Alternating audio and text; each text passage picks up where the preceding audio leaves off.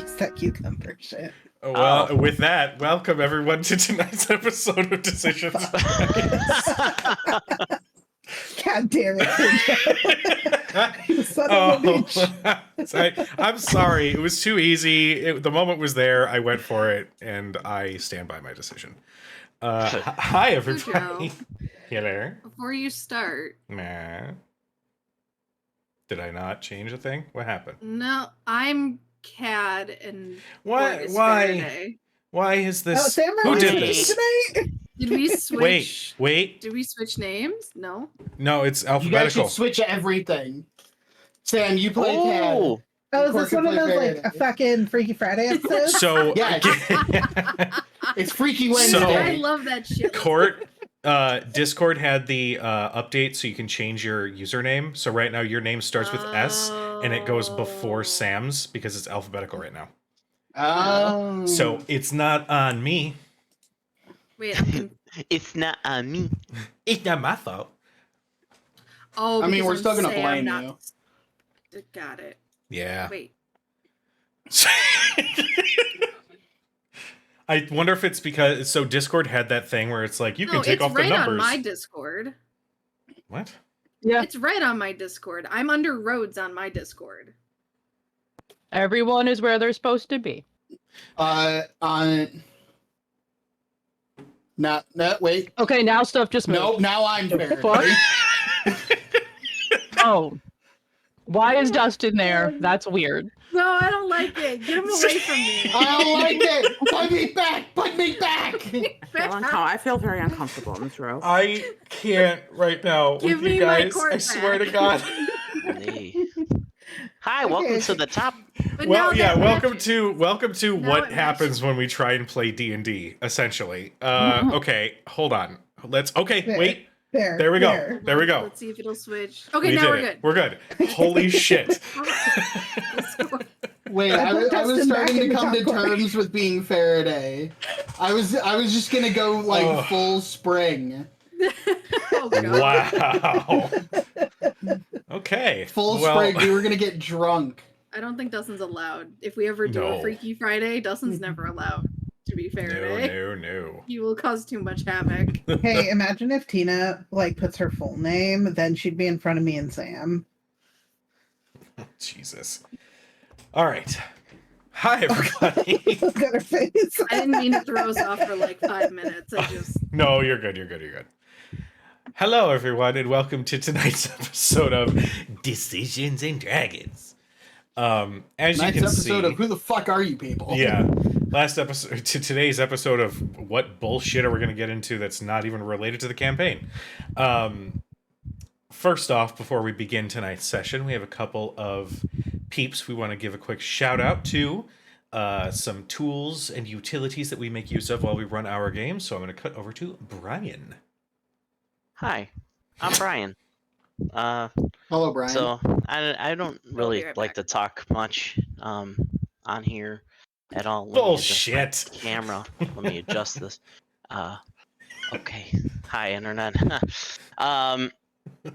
Anyway, so a couple tools that we all like to use. One of them, if you like making action figures, like I do, you should use this one website called Hero Forge. You can make your own customized minis, like this little guy. This is a little miniature of my LARP character, Thaddeus Maximus. He's retired. Hashtag RIP. And Not dead, yeah, he's retired. but yeah. But yeah, I Hero really Forge feel is like awesome. Brian's You can gonna really, ask us on a date to make minis. honestly, like, Hero Forge is one of those sites that you could just get lost on for way too long and not even realize it. It's like watching an episode of like, Law and Order SVU, except then you realize you've been sitting there for 8 hours and you're like, oh my God, my entire day is gone. Same deal with Hero Forge. You could accidentally spend 8 hours on there. Hero Mhm. Forge. And speaking of Hero Forge and weird segues, if you like making your own maps, I feel like you're seducing all of us right now. that's because I am. Anyway, so one of my other favorite apps to use, and I know a lot of people in our group here like to use it as well, is Inkarnate. Now, Inkarnate is a map making tool. You can make all sorts of customized map, little, big, small. You can make a whole town, a whole nation, or even like a little inn. It's up to you. That's the beauty of Inkarnate. And I have a little example here. See? Inkarnate. It's a map making thing. Back to you, Cujo. I just, before we go any further, I just need to say something. I'm currently digging around on Hero Forge, and I just found that that dude with the loot that I posted in our messenger chat this afternoon. Miguel. Somebody made a mini of that meme. Well, yeah, of course they did. Miguel from Road to El Dorado is an icon. Yeah, That's awesome. I just want the entire internet to know. Rhodes, don't you have look at me that like meme as your next D&D character. that. True story. I'm just eating dinner. Don't mind me. Nom nom nom. Nom nom nom. Nom. Few quick shout outs as well to Monument Studios. As you could hear in our starting soon screen, we have some of their music playing. They are wonderful. They have gigabytes worth of Hollywood grade ambient music, environmental sound effects, louder, quick sound effects, that sort of thing. Entirely for you to use without any attribution on Twitch, but I do it because they're awesome and super nice. They have 3 full packs of fantasy orchestra-based content for you to check out. If you use code NERDHOUSE15 at checkout, you get 15% off of your order, which is awesome. Big shout out to Sirenscape for being the soundboard of choice for Nerd House Tabletop and Decisions of Dragons. If you subscribe, you get access to all of their sound sets from Wizards of the Coast, Paizo, Settlers of Catan, all that magical stuff. I am a big fan of sound and audio immersion when I run my games, so go check them out. They are fantastic. We will be using them tonight. And then also big shout out to Foundry Virtual Tabletop for being our virtual tabletop of choice. As you can see, we are all in different locations, except for Sam and Dustin because they're like married, and then Court and Tina because they're like roommates and whatever. You get the idea. But in order for all of us to play together, we use Foundry Tabletop. It works with whatever system you want to use as long as there's a module for it. It is a one-time purchase, and it's very user-friendly and also very customizable as well. So definitely check them out as well. All right. I believe that is all the shout outs that we have. So, when last we left our intrepid heroes, they had successfully slain the Archfey known as Novus, a creature that had dominion over the Sealy Court and had some complicated relationships with both Dermot and Faraday. Upon completing this deed, it was revealed that Cadriel, her sister Zaz, was among Novus's number and possibly affiliated with the Whispered One in some way before she and another individual disappeared. Fearing the worst, Cadriel had spoken with Oban, who was the prince of the Unseelie Court. Hi, Starfish. We see you. And they had agreed to teleport to Nicodranus to check in on Cadriel's family. Upon the arrival, they had stopped at a wonderful restaurant, bar, witnessed a beautiful live show, maybe messed around with a teeny little toddler blue tiefling while in town before making their way towards Cadriel's family's home. Upon the arrival, they noticed some strangeness. The house itself looked like it was being reconstructed, but not physically. More like time was being rewritten to undo a mistake. Upon further investigation, they unfortunately drew the attention of several automatons, along with a spellcaster, all dressed in similar colors that they had seen their ally Cretheus wearing once upon a time. After a very intense escape into their mansion, and after some peace talks through Ceto's strange understanding of their language, you were able to come to an agreement to speak with this spellcaster and understand what their purpose was. They had explained that they had been put on alert as this material plane and a material plane belonging to a dimension called Bivin were slowly bleeding together because the primal, the very spirit of Bivin, was missing and is somewhere in Exandria. As the conversation went on, it was revealed that the Order of the Trieni, which is what this individual is a part of, knew very well the danger that was known as the Whispered One, and had revealed that Exandria was not where Vecna had originated. In fact, they knew of several other instances where Vecna had essentially dominated and wiped a plane from the grand multiverse, as they referred to it.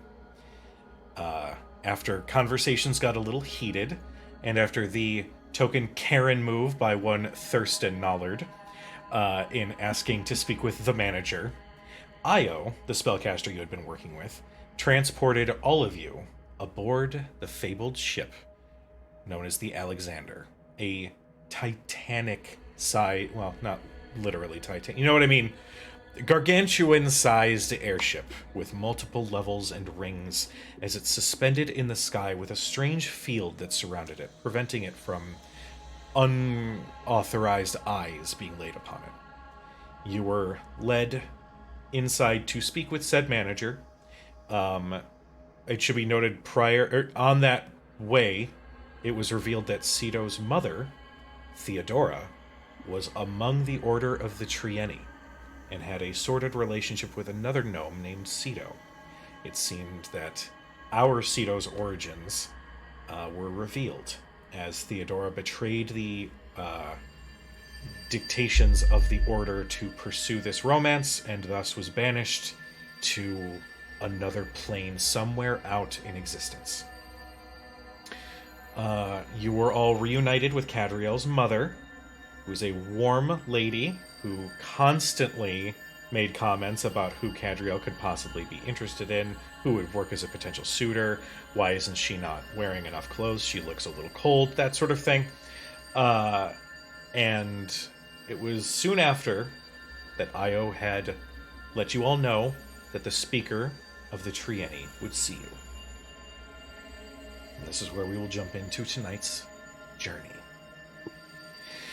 You all are led through the large white and gold double doors into a incredibly sleek and well-decorated office with towering, almost stained glass windows that cover one wall, and in front of it is a large white wooden desk with golden trim that seems to shimmer as the light from the windows hit it. Behind it, you can see an older man, balding. He's got thick-rimmed glasses. He's got a sort of a nice disposition about him. He was wearing white and gold robes. For those who were keeping track, I know, Dustin, you were kind of keeping track of the different colored robes and what they could possibly mean. Yep. In front of him, you see several... They look like pages out of a journal, but they're translucent and almost floating above him. And there are hundreds of them constantly cycling through, and you see he just slowly keeps his eyes and looks through. Occasionally you'd see one page. This strange appearance of these pages that seem to be giving off this bluish energy. Occasionally you'd see one turn red and then disappear, and then immediately be replaced by another blue page. And then so on and so forth as he just sits. Eventually, he sees through this translucent bit of energy.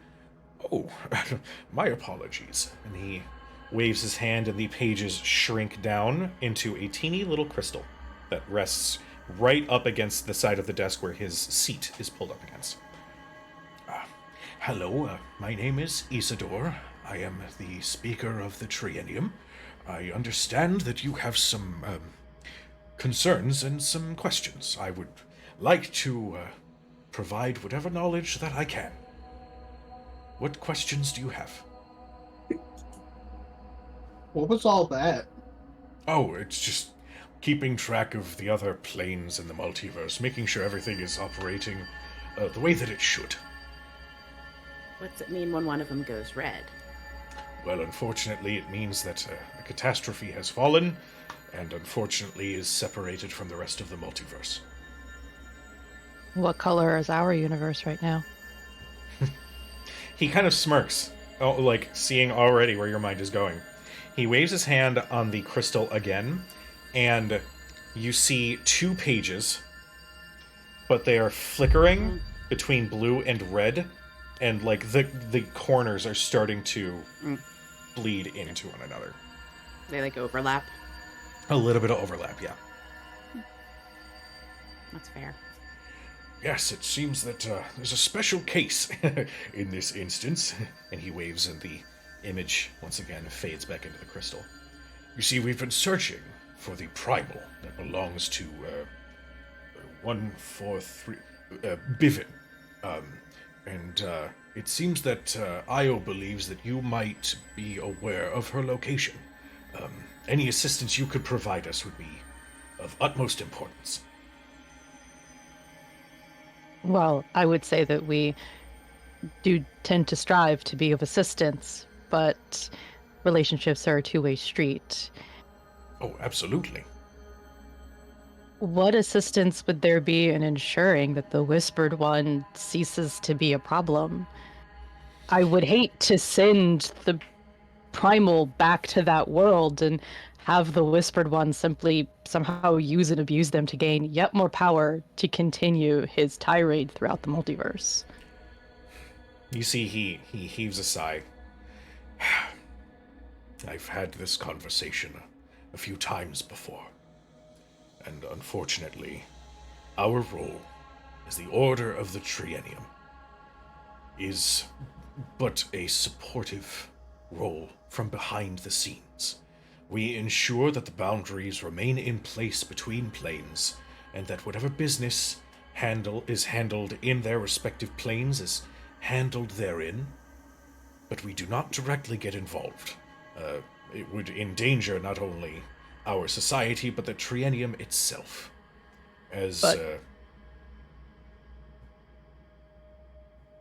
Apologies.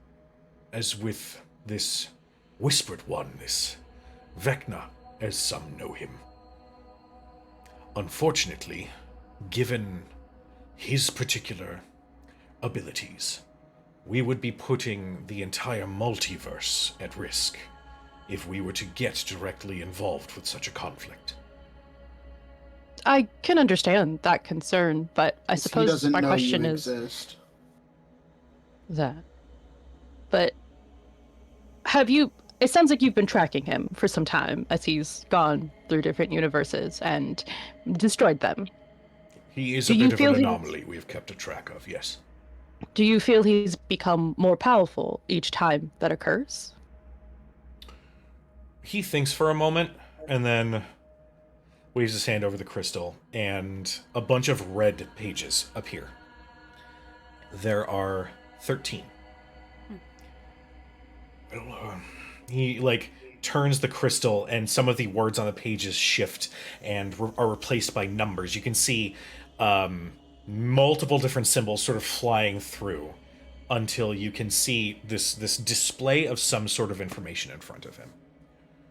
Well, I suppose his speed with which he sows his chaos is slowly increasing, but in terms of his power, I couldn't quite tell you. The only thing we can really manage is how long it takes when one is unfortunately taken by him. And speed is a form of power. If in order to destroy the universe, he must be figuring out a way to do it better and better each time. It sounds to me like that's a problem for the entire multiverse that should probably be addressed before he becomes so powerful he can't be stopped. Or before he becomes aware of you and you don't know that. And he comes for you directly. Well, I mean, I was gonna suggest how do we know he's not aware already? An excellent point as well. I can assure you that our society has remained outside of the eyes of the citizenry of these planes for as long as the Triennium has existed. Good for us, of course. Until recently. And he smiles and kind of laughs a little bit. But if Fortunately. we saw you, we ran into your folks, or they ran into us. What's to say some of his haven't either? They've been here. If that is the case, then we will have to possibly overhaul our processes and make sure that we are taking extra care to minimize our impact then. Specifically in this instance, if we are so close to his eye.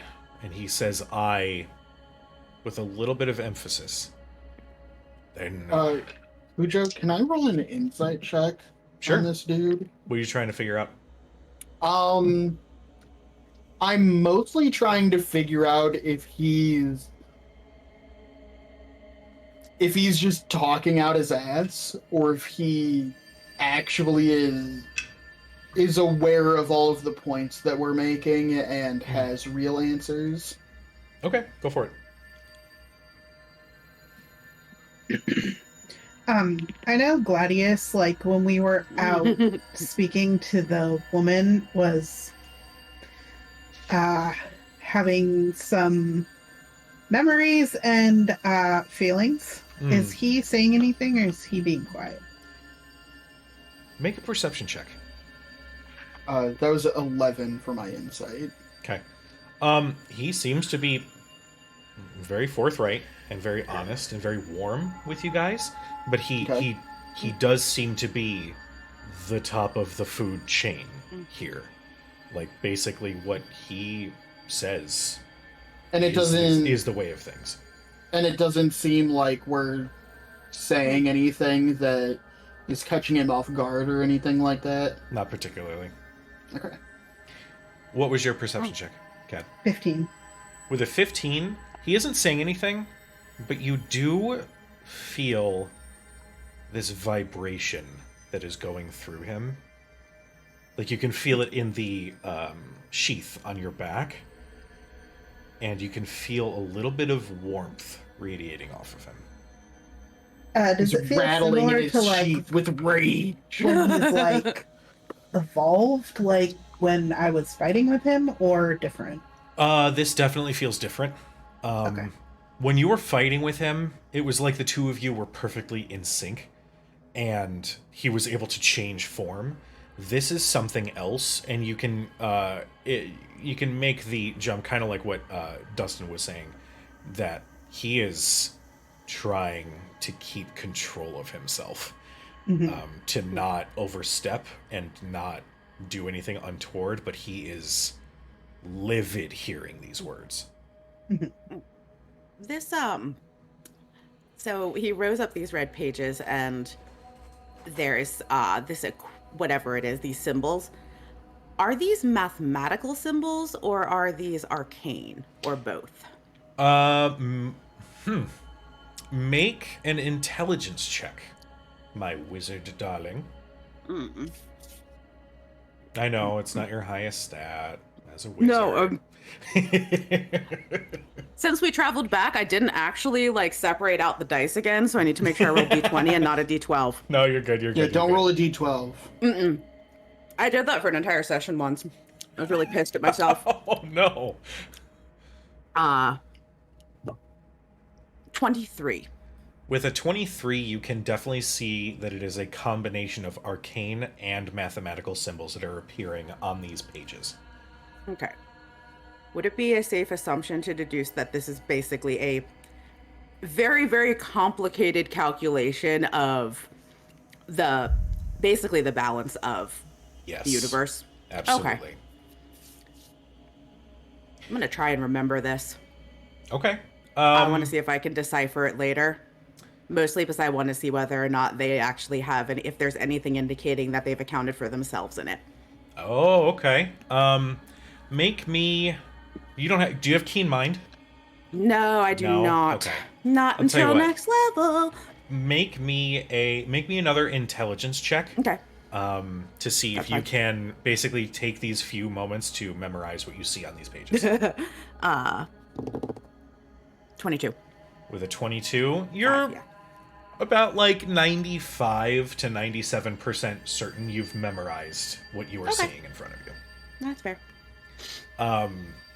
At your questions, Isidore says, "It would probably be best to show you something."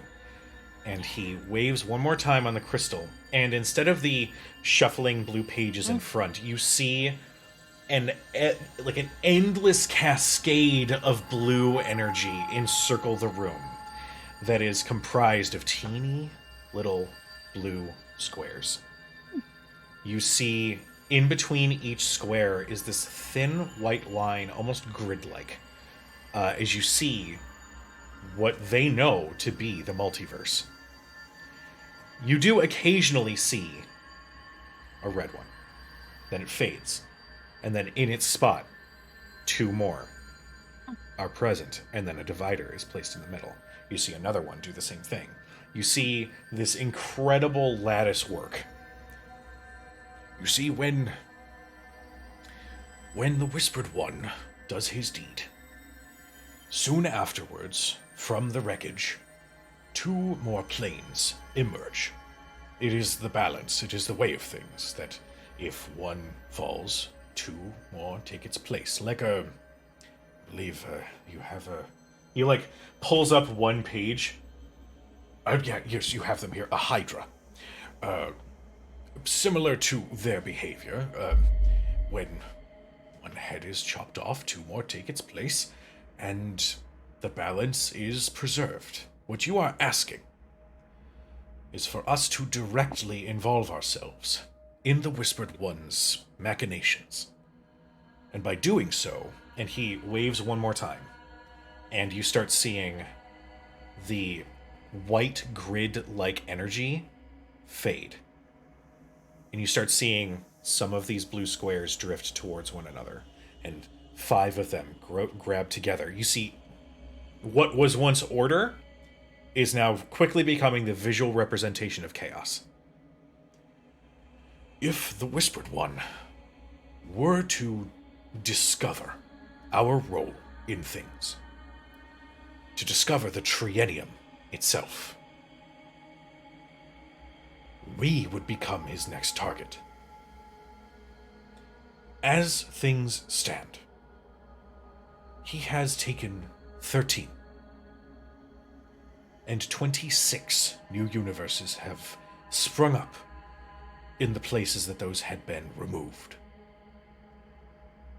If he gains access to the Alexander and the Triennium, I have no doubt that a chaotic, evil mind such as his would sow only chaos until, and you can see all of the energy, all of the little markers to show the different universes are all compiled into one, and it turns purple. It would be his multiverse.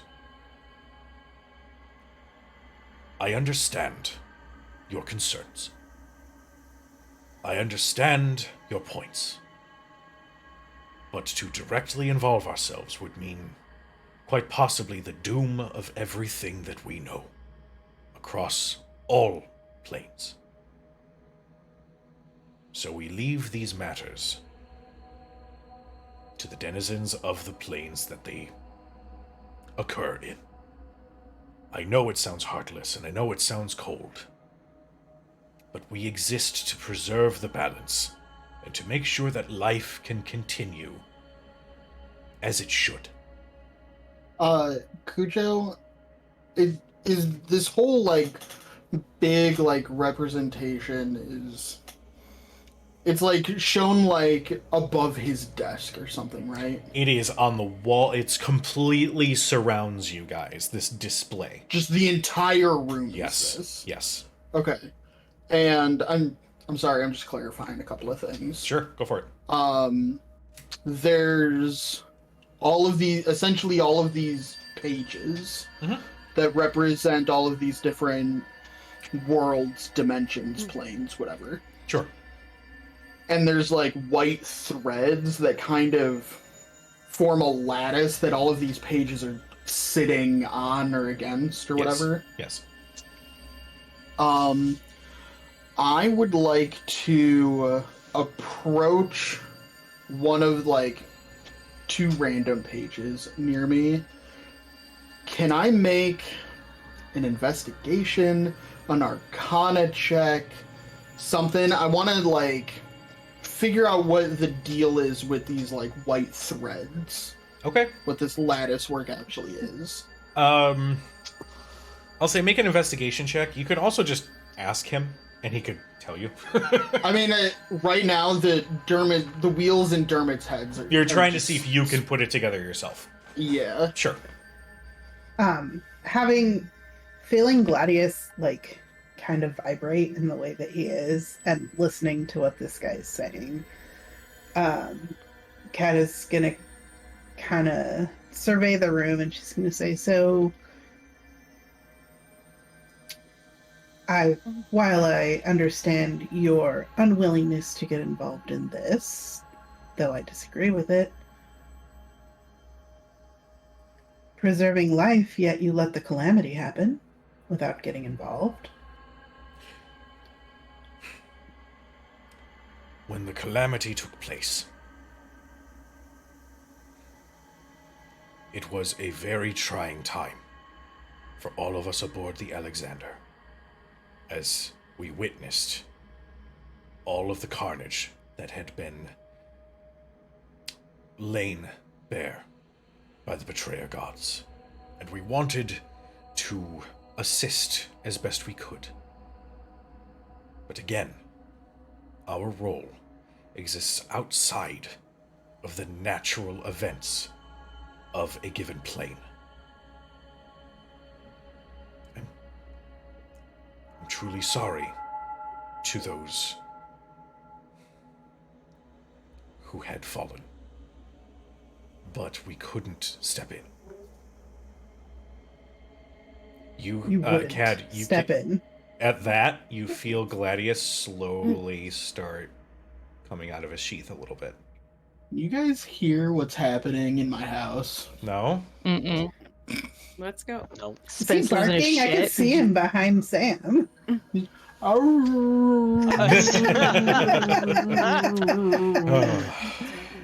Oh, Spence. Cujo, I got a 12 for my investigation. With a 12, you can't quite put together the specifics, but something that does come to mind is what you know had happened to Kalia, what you know had happened to some of the other denizens that have come over from Bivin. Mhm. It's like that Kalia, cosmic rewriting. Landon. Yes. It's that whatever occurs after you are thrown into a plane that is not yours, it's like Mhm. the cosmos has to rewrite your story so that it fits with their rules, that Yeah. with their existence. Otherwise, Otherwise, what you're will trying to build a Pathfinder character to Yeah. play D&D. exactly. Which I mean, technically, Well, in that No, instance, it makes no, sense. No, technically. That's something you just don't do. But in you that can. instance, it makes It's sense. just not done. But then Isidore shows one page that shows your world, and then shows another, where it shows a blue waterbender on an airship with a strange thief that seems to be wandering all about, just stealing a bunch of things. Like, it just doesn't... No, it doesn't work. there is. Ooh, I want to. So all of these lovely, the multiverse is up around the room. Yeah. Where's Faraday? Where's us? Where are we in the this? room? Is she like right up with all of us, or is she looking around, or where is she at? Leave that for Faraday to answer. She's standing in the back, paying attention, but just kind of letting the ones who, You can say nerds, it's okay. letting the nerds handle it. When Knowing Kat that- feels Gladius move, she's gonna move over to by Faraday Okay. and just under her breath, just say, "He's angry," and kind of like point at the sword on her back. To answer your question, Arthea, in this display, which returns to the display of things as they are and not the predicted outcome, you can see one little piece right by the desk that just, you see the flickering of two squares that are slightly overlapping with each other, and you can see the white outline. Is it broken or frayed? It's frayed in between the two, and you can see that because these two are like combining, the shape of the border that goes around both of them is starting to put pressure on the surrounding planes as well. So it is having a slow but lasting effect on the balance as it is seen right now. Kuju, do I notice that too? I'll say you notice it. You guys have been... Okay. I mean, you I'll know. probably. We all know Arthea talks to herself while she's looking at stuff, so if you didn't notice it, you probably notice it when she starts rambling in incomplete sentences about like barriers and curtains and fraying, and eventually you discover she's not talking about the interior design. I'm sorry. What's this dude's name? Isidore. Isidore. Isador. Okay. I was very close, but I was very, very wrong. Okay. I wrote down Isildur.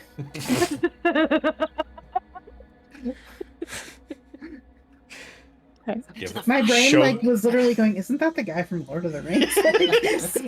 Show them the multiverse. This is all your fault. And they You should immediately have just throw it in the fire. Cast it into the fire. You had one job. Do what Elrond says. He's a smart guy. Jesus. Um, Isn't that the guy from Lord of the Rings? I just kind of like point to the like edges around what I assume to be Exandria and Bivin. Yeah. And I say, what actually is, like, what are these white threads? They are the cosmic barriers. Basically, the set of rules that a particular universe adopts in order to exist in the cosmos. It's a way for the Triennium to keep the balance. It is what divides these universes and has them grow and flourish under their own existence as opposed to weighing heavily on another. And then he points at the one that is Exandria and Bivin overlapping, and the fray in the middle. Okay. And now I kind of like glance at the group with a I'm just thinking out loud, I'm just asking a question, I'm just gathering information because I think I know the answer to this. Is it possible, and what would happen if you severed those threads from the rest of the lattice? He kind of, his brows furrow. You Seal mean- us in a bubble. Just, I want to understand. You mean to cut Exandria and Bivin off from the rest of... What about just Exandria? Yeah, or just Bivin, Well, I don't like the idea. Of if that's trying where to the problem is. I'd like to get the problem off Bivin. It's Well, our problem. I'm just asking. No one's a problem. We question. don't know where Vecna came from. He is a mystery. We were the last ones who had him, though. Which means he's Kinda everyone's shitty, like- problem. He's kind of he's yeah. everyone's problem, but Can we just like, if we put him in a box, can we seal the box off? yeah. I suppose if you were able to find a means of confining the Whispered One in a particular form, sure, I suppose we might be able to seek out a space that is outside of the multiverse. Endless black. But Wonderful. I don't know how long. So we just Would have to last. trap him in a bag of holding. Oh yeah, I mean aren't we carrying around a god in that bag right now? I'm sorry. But that's what? essentially what you're saying. You know, find a cosmic bag of holding. Yeah, but Isidore heard Arathea and just takes his glasses off and pinches his nose. Ugh.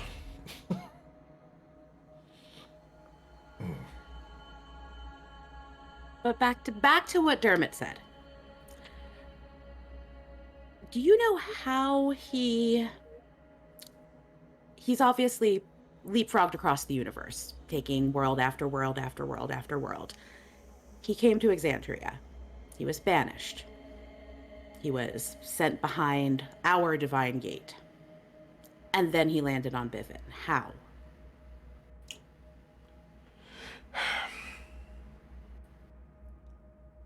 He dismisses the grand multiverse display and focuses on the two pages and fixates on the one that looks to be Exandria. And as he flips through some of the, almost like scrolling through on a phone, you see images fly through. You see mentions of the vestiges of divergence. You see all these different things. You see a glimpse of Faraday's first Vox birthday. Machina. Faraday's first birthday. Faraday's 18th birthday. Faraday's 18th birthday again.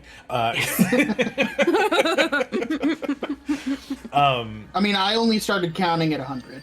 That's true. But he And elves focuses... never turn 130. It's 129 over and over and over again. You've been 129 times. He stops scrolling at a particular marker, which is the ending moments of Vecna's existence in Exandria. It looks like they were using trammels, divine devices, to essentially mark the Whispered One as a god, and by the rules of this universe, be sealed beyond the divine gate, which, and then he kind of looks through some other stuff, which I suppose does function as the white border around Exandria. By expelling him from Exandria, he simply just searched for another universe to find. You just followed that white thread. Yes. And Dermot, you see what you've been looking for.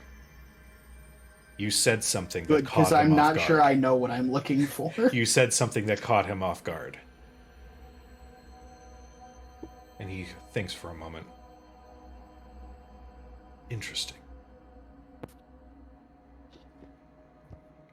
Who else has knowledge of those white threads other than your group? Well, the Triennium itself. Mhm. Outside of our society, we don't know of any other existing orders or sects of creatures or societies that know of these borders between the planes. Beyond the gods themselves, we are the only ones who know. Might I ask a question or a favor, perhaps? Just as you did with the moments when he was banished from here, perhaps you should look at all the moments he went from universe to universe. Has he been tracing those lines the entire time? Make a persuasion check. All right, which of you is not a dick today? Okay. My dice were not Yeah. kind to me on Monday. Oh no. No, they really weren't. Well, that's not a dick, because that's a natty 20, so that's 29. Fuck yeah. Thurston and these clutch world-changing natural 20s. He thinks for a moment, Business boy almost. strikes again. He thinks. You see him think for a moment, almost like he. Like, there's this sliver of ego that you get off of him. Specifically, as you're like, maybe you should look into this. And he just, you get this feeling from him that he's like, I shouldn't even be telling any of you any of this. But then he thinks about it, and eventually, like, sighs, waves his hand, and the red pages appear again. And he starts with the first. And he scrolls through. And you can see glimpses of a land not unlike Exandria or the bits and pieces you've seen of Bivin. You see technology, just from the very quick flashes of images, was a little bit more advanced.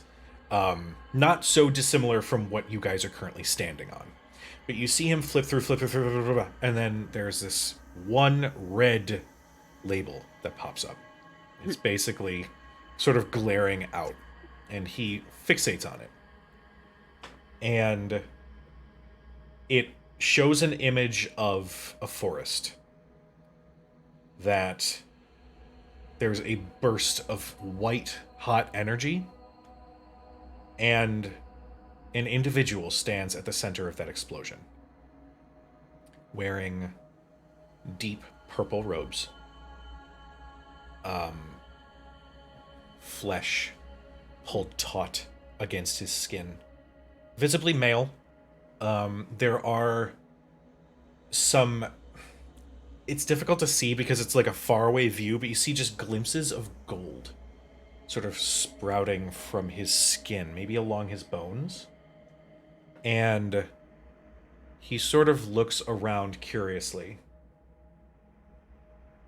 before wandering off. Now, Isidore essentially makes the image rewind a little bit and change. He enhances the image. This is CSI now, guys. He goes like this. This Yeah, is he just goes like every fucking cop show ever. Yes, he Iron Man's this shit with I was Jarvis just doing gonna say, crazy Tony like. starting it. He just like goes, pushes it off to the side. He just changes the view, the perspective, and he keeps track of the anomaly as it moves from one red universe to the next. And you can see that little red notation following along that lattice work before landing in that other universe. Yeah. And you see Isidore's expression changes.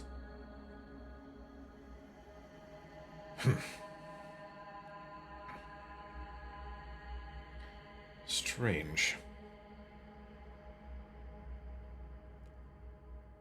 I will look into this further, purely for a security purpose.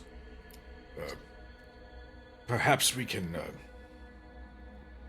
introduce some changes to the boundaries, but it will take some time to investigate. One thing that we do know is that all record of the one you know as the Whispered One, we do not know where he originated from. All of our records beyond these 13 universes have been removed. Yes, Mr. Dermot.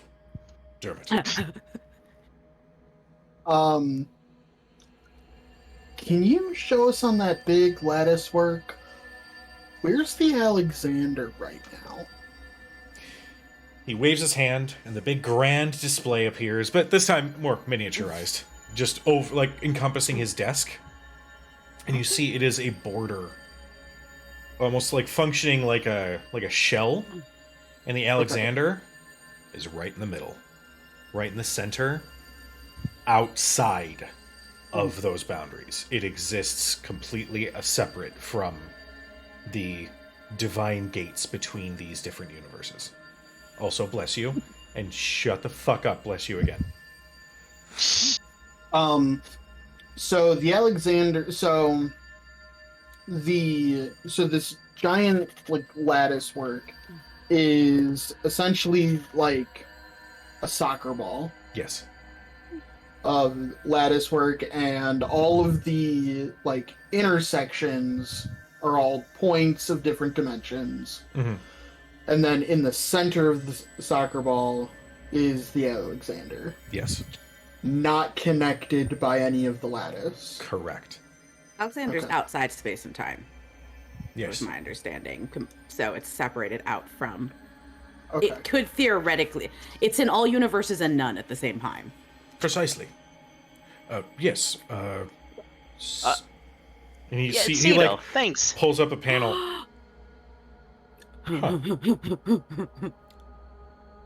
Cito. Oh, please call him a different name. I think they're all called Cito.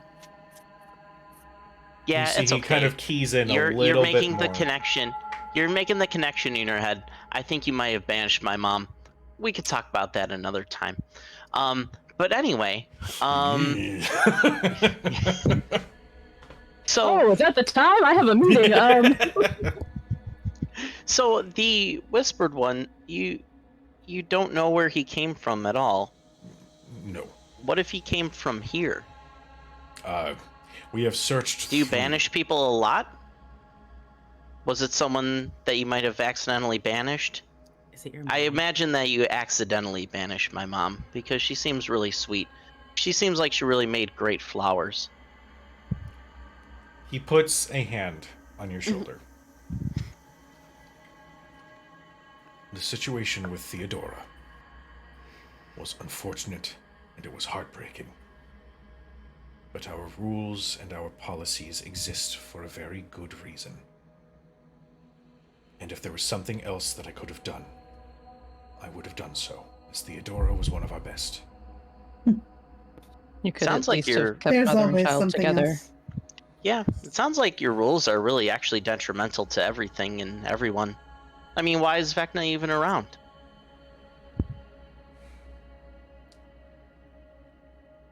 I know Vecna, you probably just like watching, but His eyes darken at this point, as now multiple shots have been taken. Vecna was not among our number, and was never a part of our society.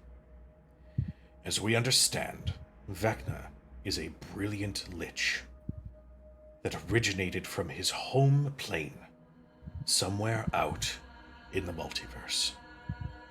Had we known the danger that he would pose at that time, he would have been dealt with. Unfortunately, we only recently discovered his actions. And as such, we have to leave him to his own devices and leave the planes to govern themselves, as we are not a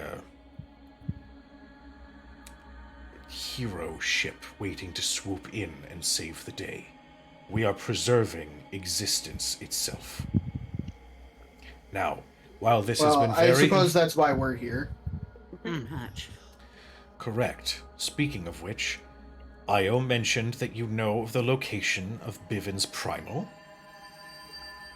No. I believe I also mentioned that a relationship is a two-way street. And I What- don't see how this business arrangement benefits me, my companions, or my universe. As such, I don't think we have any further business to discuss. His eyes hold on to Thurston. as that happens, as I see this glare, I pull one of my mom's seeds out and do it. Be like, you look really angry. Here's a flower. You guys are gonna get us all fucking arrested. And for once, it's not gonna be my fault. Arrested. They don't do anything. I gave him a flower. You take one of the seeds that your mother had, and you use Druidcraft, and it forms into this black, disgusting, ichor-covered mess of matter that basically just slops onto your arm. Here you go. You just like smear it on Yeah. his robe. He just stands there. What's Gladius doing? Because Cat is He is ready to continually starting to slide out of the sheath. Arthea, go ahead. She's just standing here raising her hand. Just, okay. Just, so I have just a small question. Tiny little question. Yes. You said that it's not your place to become involved in the matters of any individual plane. Yes. It would be dangerous for you, it would be dangerous for the plane, it would be dangerous for pretty much all of existence. Exactly. Okay. So, what if the members of that plane were to say, I don't know, put the Whispered One back where he belongs? I mean, if he established himself on that world, presumably he can be untethered from it. Could things then be resealed? As I understand it, the powers of a lich grant him continued immortality under one condition. Mm-hmm. His phylactery remain intact. What you're suggesting is slaying the Whispered One, so that he returns to wherever his phylactery is hidden. That would certainly throw whatever machinations he has in mind off the rails for as long as it needs to.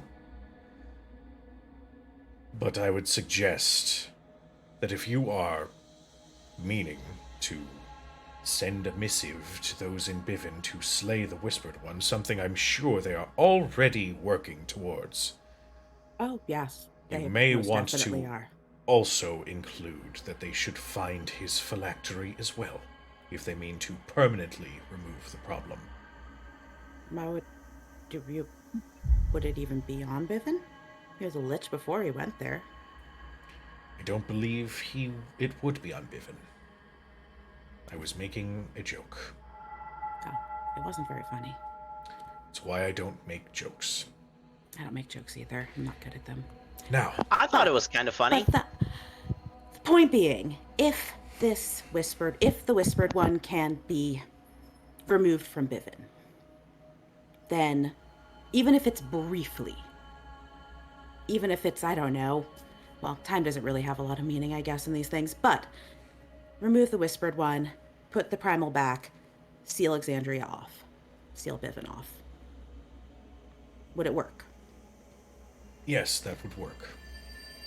Well, is it Bivin that we would want to seal off, or Oh, is no, it us. wherever the phylactery is that we would Wherever like he to seal goes off? to, Yes. wherever he, If it's you basically, if getting him you off are Bivin. somehow able to find that location, then yes, we can seal off that particular plane from the rest. But I can assure you, over the last several, I suppose you would call I'll them be right back. decades, we have had multiple of our resources devoted to searching for where it could possibly exist, and have not found anything conclusive just yet. Ujo, can I roll either Arcana or Religion? See what I know about liches and their phylacteries and the relationship between them. Sure. Make a religion check. Okay. It's the same bonus, so I guess it didn't really matter. Oh, okay, then roll Arcana instead. Okay. Gods need phylacteries? I'm That like- is a 23. With a 23, a lich, in order to remain immortal and continue to come back after being slain, it needs its phylactery to be Okay. intact and in existence. Okay. So, Which means he would have had to return to it after Vox Machina. Well, it depends. I mean, do you still need it if you are Well, no I don't think- longer a lich? I don't know if he was still a lich at that point. Also, Vox Machina banished him from this Yeah, plane. they didn't actually kill him. But he didn't he ascend first? He did. I read the book, guys. Gilmore gave it to me, remember? So, when a lich is killed, their whatever essence, whatever is inhabiting the body, Mhm. travels back to the phylactery and reconstitutes a new Yes. body. Yes. What happened? And I'm just thinking out loud to the whole group. What happens if that whatever that essence is can't get back to the phylactery? Well, probably just kind of amorphously. Does floats. nothing happen? I think it would still exist. They still exist, but I mean, it would in the same way that maybe a spirit or a ghost or a shadow or a shade or an echo exists. That would still have power. Yeah, probably. It would also probably have intent. but it would probably mitigate at least to some degree how important it is to know exactly where the phylactery is. If either the phylactery is sealed away, I'm just gonna say sealed away. Yeah. On say a plane of existence that we know nothing about. That is inaccessible Mhm. entirely. Yeah. If the phylactery is sealed off in this one little one plane bubble, or if Vecna is sealed off in this little one plane bubble and then destroyed. Do we really need to destroy both? You just make little. Obviously, we would still probably want to, Oh yeah.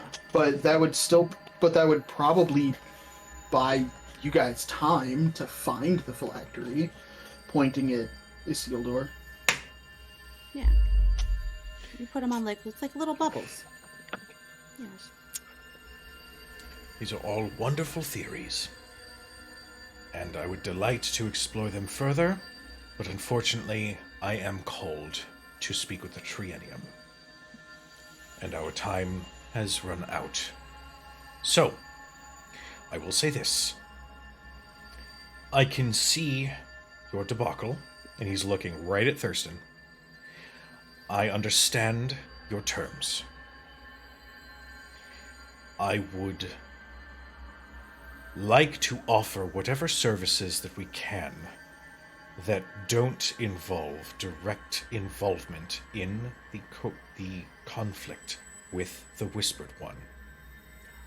In return for Bivens Primal being returned safely. If you refuse, then our business relationship would be strained. I will grant you all... He, flips through the page that belongs to Exandria and looks at the calendar. And he says, "What the fuck is this bullshit? It's too complicated. There's third son of... lunatic. Why is Who one writes cycle this?" 14 days? The rules of this world match literally none of the others. Yeah. He just, You know, dismisses it. everybody else is on the metric system. Yeah. You're on Imperial. Like, what I know. the hell? Take that, Mercer. It's just like, fuck this. He just, dismisses the page. Amber. Ember. What are you doing to that poor cat? That cat She's is doing- living their best life. Apparently giving her back scratches. I will give you 7 dawns to come to a decision on what action you wish to take with this relationship that we are offering to you. In the meantime, we can return you to wherever you would like to be returned to, whether it is Nicodranus or wherever else you need to go.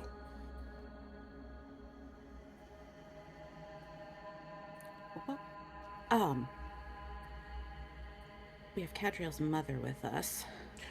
Yes, And some she other can. friends. I'm sorry. The airship. Ship. Yes, the loud one and the smart one. Everyone knows Of course exactly they who would they're be talking familiar. about.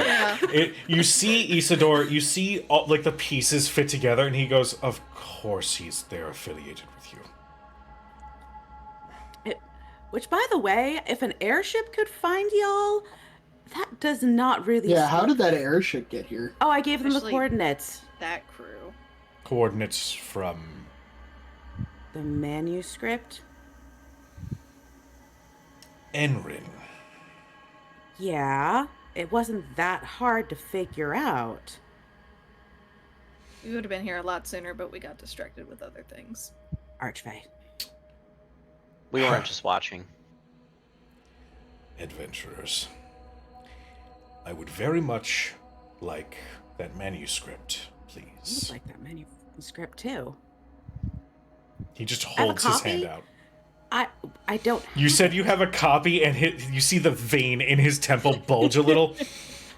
We were asked very forcefully to leave Vasselheim. And the manuscript is with the Cobalt Soul there. But to be fair, it's also been with them for the last, I don't know, what, 1,500, 2,000 years? But now it's completed.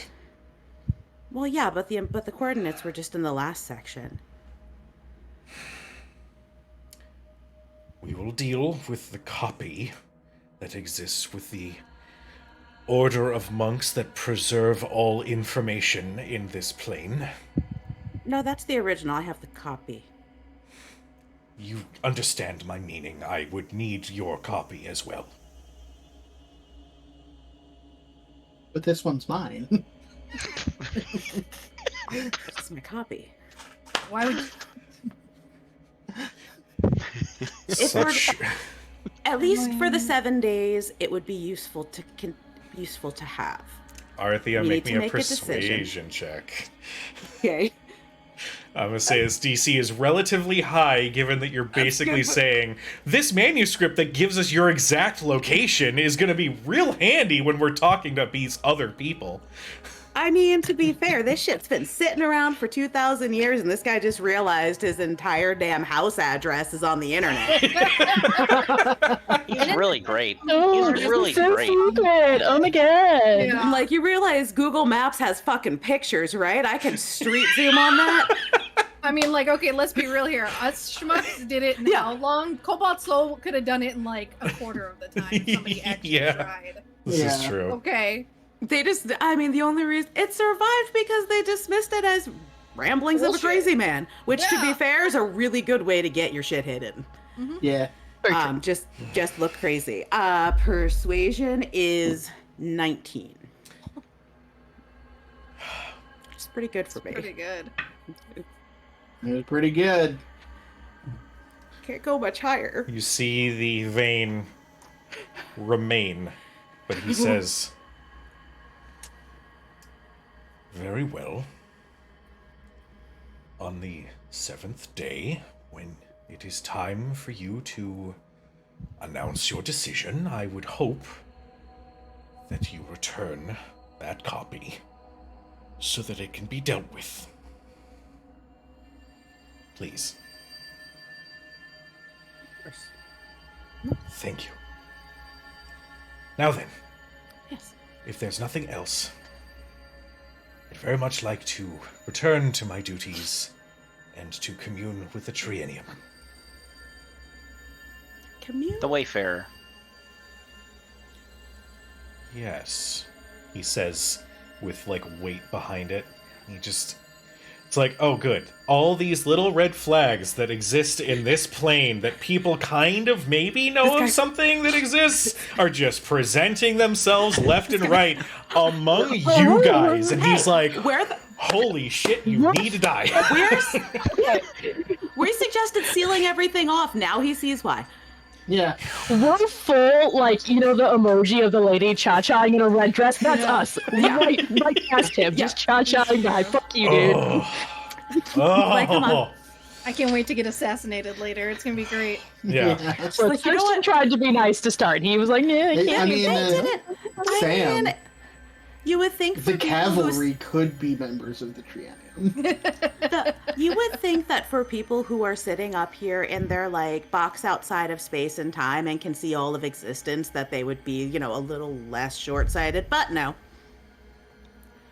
You would think. On all that our time way looking down out, at the world, forget how to live. In I'm it. gonna pose you a response question. Tina, not Arathea. No. You are a living, grown, adult human being. How many times do you pay attention to the goings-on of your atoms? A little more frequently than I probably should. Okay, I asked the wrong question to the wrong person. When I was in high school, I came up with a thing to how we could go walk through walls and showed it to my teacher.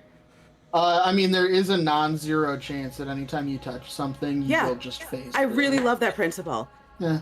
And you can and there's like ways with magnetism and stuff that you can arrange atoms. It's really cool. Welcome I had to a lot of Decisions Sonic and Quantum. Dragons, where we fight dragons, make decisions, and go into conversations on physics. Yeah. I mean, Molecular physics, yes. yeah. I mean, in the strictest of sense, I mean, you've never touched anything in your entire life. No, I've gotten real That is close. rude. You get really, really close, and then the atoms in your skin repel against the atoms in, whatever you're touching. You don't actually It's ever fine. touch anything. Already leave. Guys, are Thank we you. staying here? Do we want to stay here for a little Um, while, perhaps? I think Do you we have a need to that library? I don't. I think the only thing we'd have to be worried about is them watching us. Well, yeah, but they I can mean, do that they anywhere at any can- time. They have like a time and spaceship, so they can watch us. Which is really cool, on our actually. way out. I know, it was a joke. You really should have called this a TARDIS. Yeah. He Cujo, on our stays way out. silent. It's like, Dermot turns to him, being like one of the last ones out. I'm just like mesmerized by everything in his office. mm. And I just turn to him and say, at your convenience, I would very much enjoy further conversation with you. Make a persuasion check. You Persuasion, bard, huh? you. I don't know, I'm not so good at those.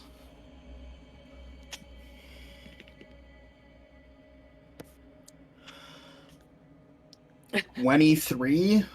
23. Only? Jesus, what are you I fucking in? mean, Did you roll bad? I rolled an 11. Okay. Okay. I guess. He says, sure. I suppose that can be arranged. Is there a place we can Yes, perhaps Cedar. retire to? I can have Io show you to some residential quarters aboard the ship should you need rest. Io's our hall monitor, right? Oh yeah, most definitely. Yes, Cito. Hey, if you could find it in your heart or whatever is however you function bodily. Since we're speaking of science, could you see if you could find where my mom is? Since you guys are probably the last ones that might know where she might be. Make a persuasion check.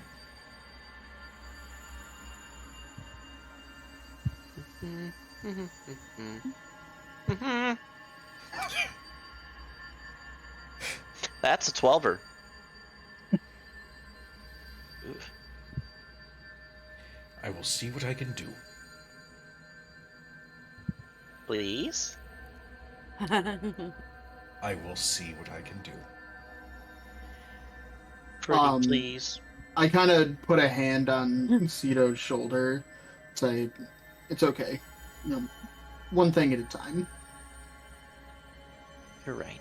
And I kind of give him a wink, subtly. Cito, I need you to make a Constitution saving throw for me.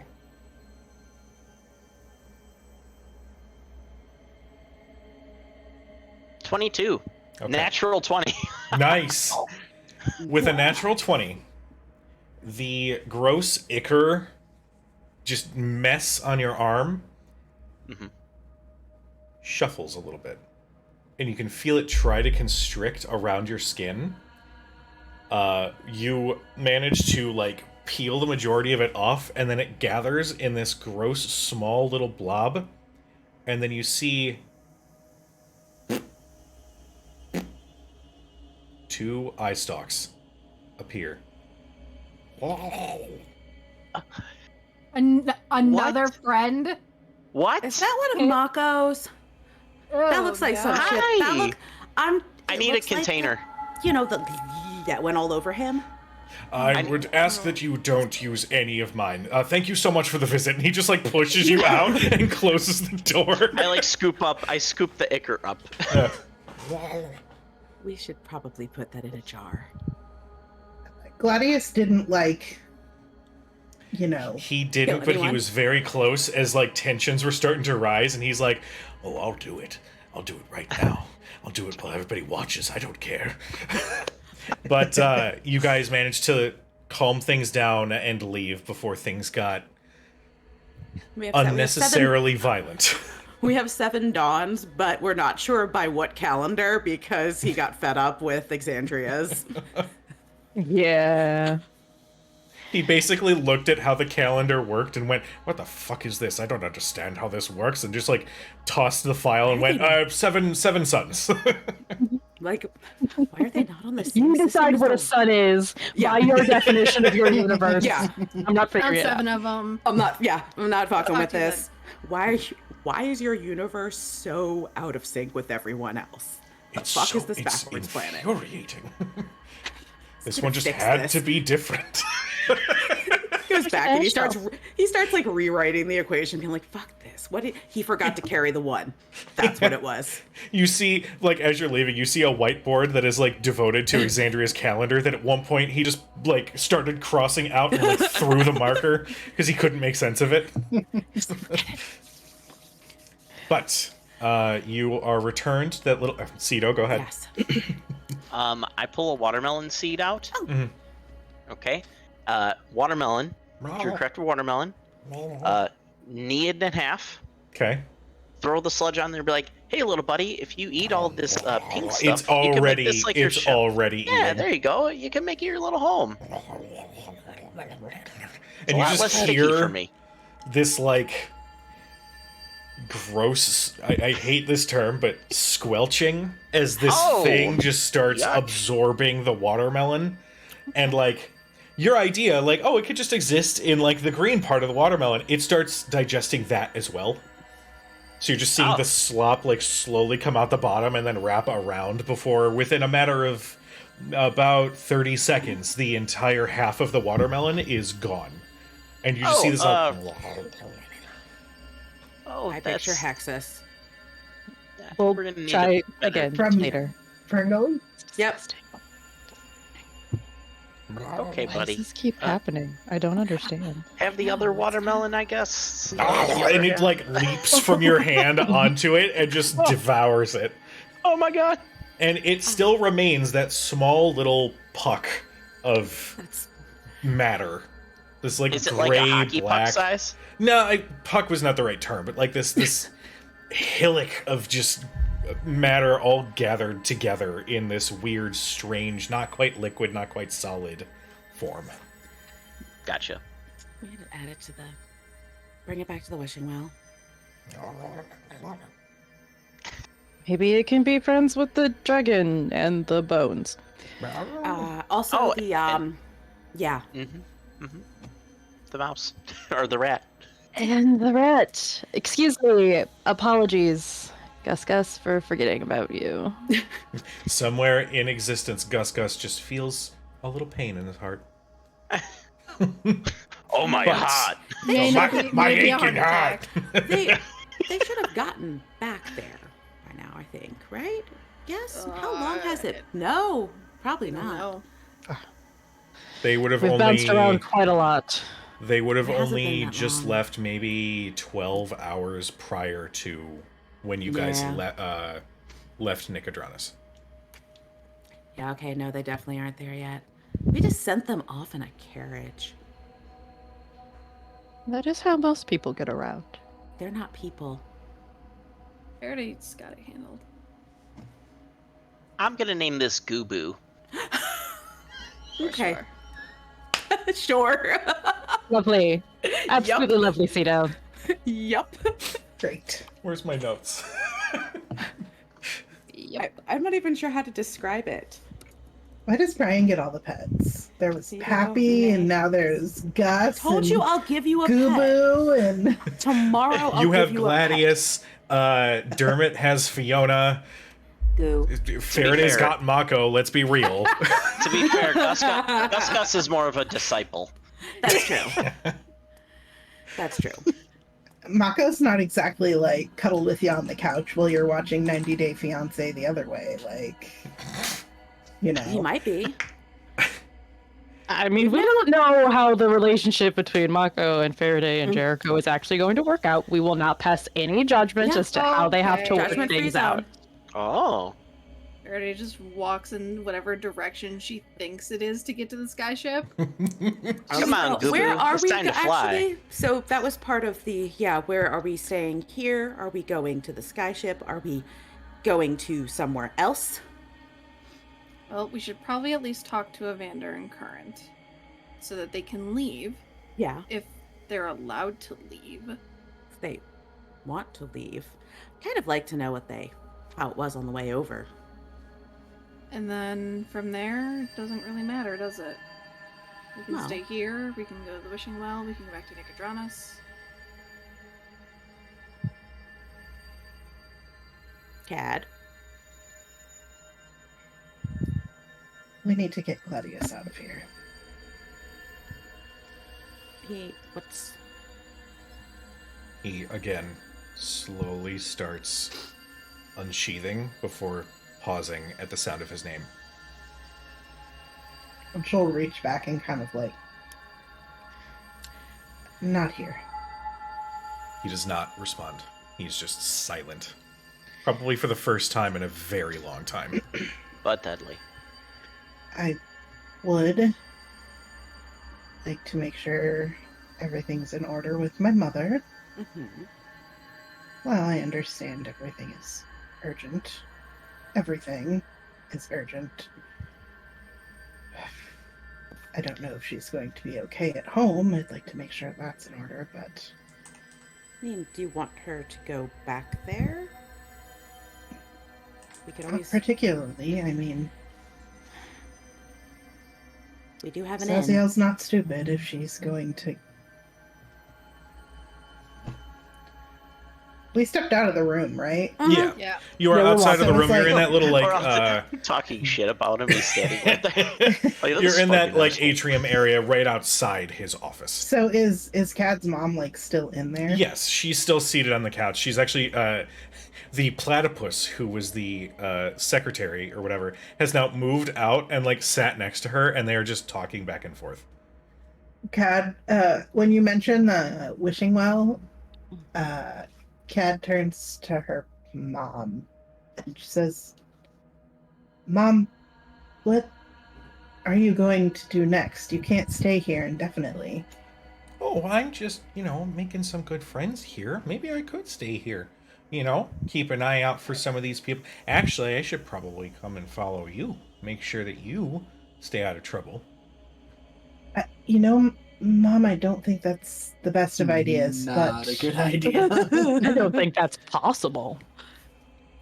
Everyone just happens to Okay. look away at that All right, moment. well, I'll tell you what. All of you, How do you naysaying, feel you about- have a kid, and you tell me it's not possible. I mean, how would you You feel about should spending meet my some mother. time I'm in sure you'd get along famously. Taldore? World might implode. Well, I've never been to Taldori, but I suppose there's a first time for everything, right? Well, Is the it thing is it warm there?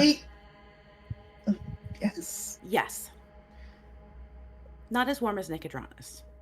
We have a bar that is probably going to be the safest place for you to be right now. A bar. It could. It's on the outskirts of a quaint, small village. There's fields all around it. It's a lovely place, I think. It's an inn. Thurston writes the Airbnb. listing. I will need Cad to make me a persuasion check. I'll say with advantage with the help of your party members as you're trying to upsell And this just to bar. like kind of try to like just to In. try to like Thank hammer you. the nail in. Okay. It's just it could use some sprucing up, and I know that you like to help with those things, but also I worry Dad and Gabriel aren't there at home, and I don't know what exactly is going on with Zaziel, Mom, but it's bad. And I don't want her to come back for you. I have no way of getting back here easily. The only reason I was able to get back home in the first place was because, well, somebody owed me a favor. She looks at you. Go ahead and make your roll. She does give you a look at your phrase. I don't know what's going on with Zaziel, but it's bad. And she's got a little bit of that worry on her face, but let me know what you get. 15.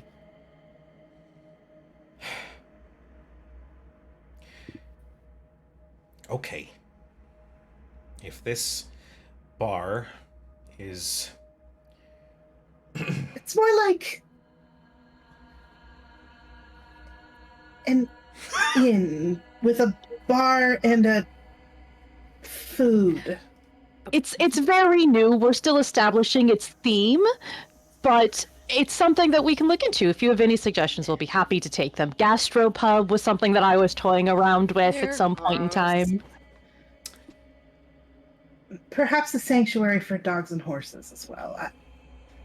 You know. Well, that sounds nice. Kind of helping out the community. The point is, there are people there that look after it for us, and we've established it as a bit of a sanctuary for the goings-on. All right. The You've sold bouncer's me. not very pleasant, but maybe you could make him a sweater. I think I could do that.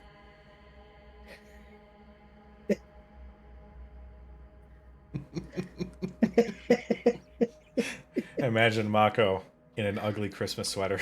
Guys, he's gonna take my powers away. Stop it. Okay? It's like black with like a Damn. gold M on it. Yes, full Weasley sweater. Excellent. Yeah. And she probably like knits the like thumb holes in it. It's like super like the So he extra can- emo, so he can The just extra like emo. yeah. All right. She agrees to go with you guys to this safe haven, as you have called it, to put your mind at ease, but also she would be around others. She could find something to busy herself with. You still get this sense of worry, mostly for you and Zaz and her husband and Gabriel. She's got that family, that motherly worry, but she bottles it for the moment and agrees to go with you. Did we ever Meantime- determine where those two were? Gabriel Um, and your dad? I mean, I we think Arthur saw somebody. yes and no. Not here. But I don't know where over there exactly. I think we would need to talk to Kalia maybe. I mean, I don't knowing the city doesn't really give us much since we're not from there, but I know someone else who might know. Yeah. But We need to make a call anyway. I need to make a lot of calls, don't we? Yeah. I certainly wouldn't mind retiring to our own quarters this evening. And she kind of pats the bag of holding where the doorknob is.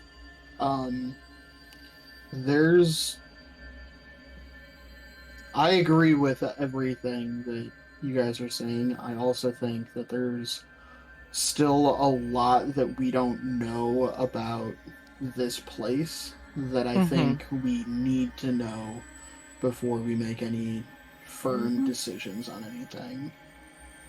And I look at Agreed. Arathea and say, I know you still have questions about all of this.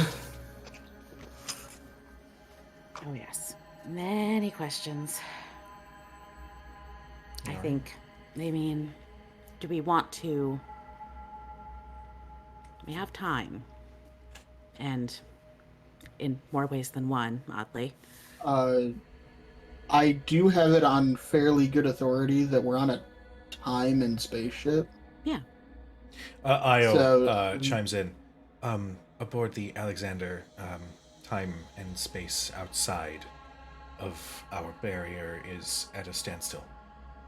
You can spend as much time here as you would like.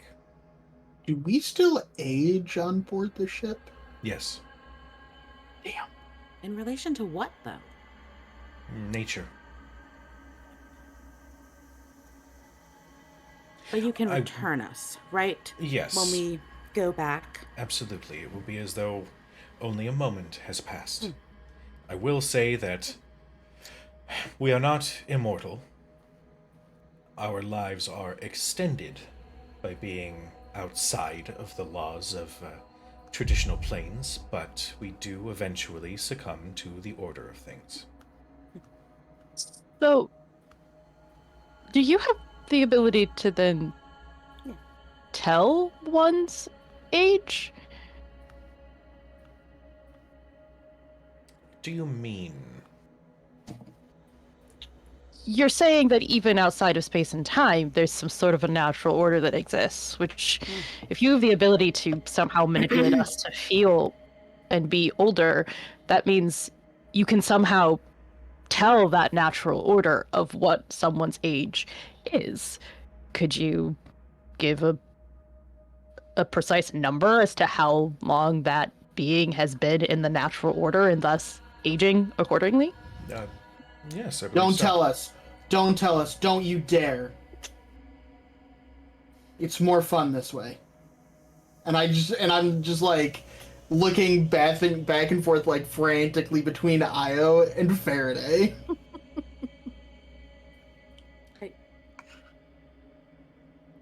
Yes, we do have the capability of finding out exactly how old a given creature or flora or fauna is. We would actually divert that information over to Luna. She is the head of the Flora and Fauna Investigations Division. Are people fauna? Yes. Oh. Intelligent creatures such as you or I would be considered fauna. What about, like, I don't know. Arthea just lists off like 12 and she goes, yes, yes, yes. Well, I don't know how does one classify things that are maybe gods, maybe not? Are they flora, fauna, or other? If it is something that can grant divine magics, that would be under the purview of Ophelia.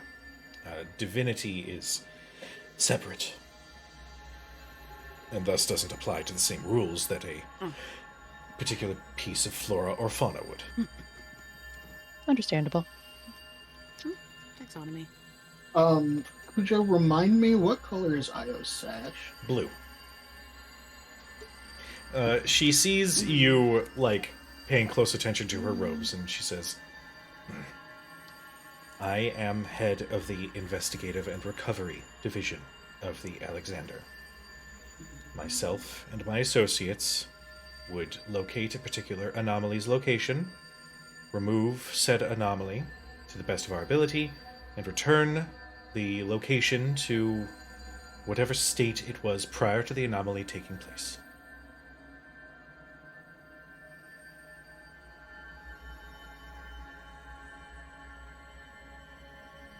And then Luna does flora and fauna.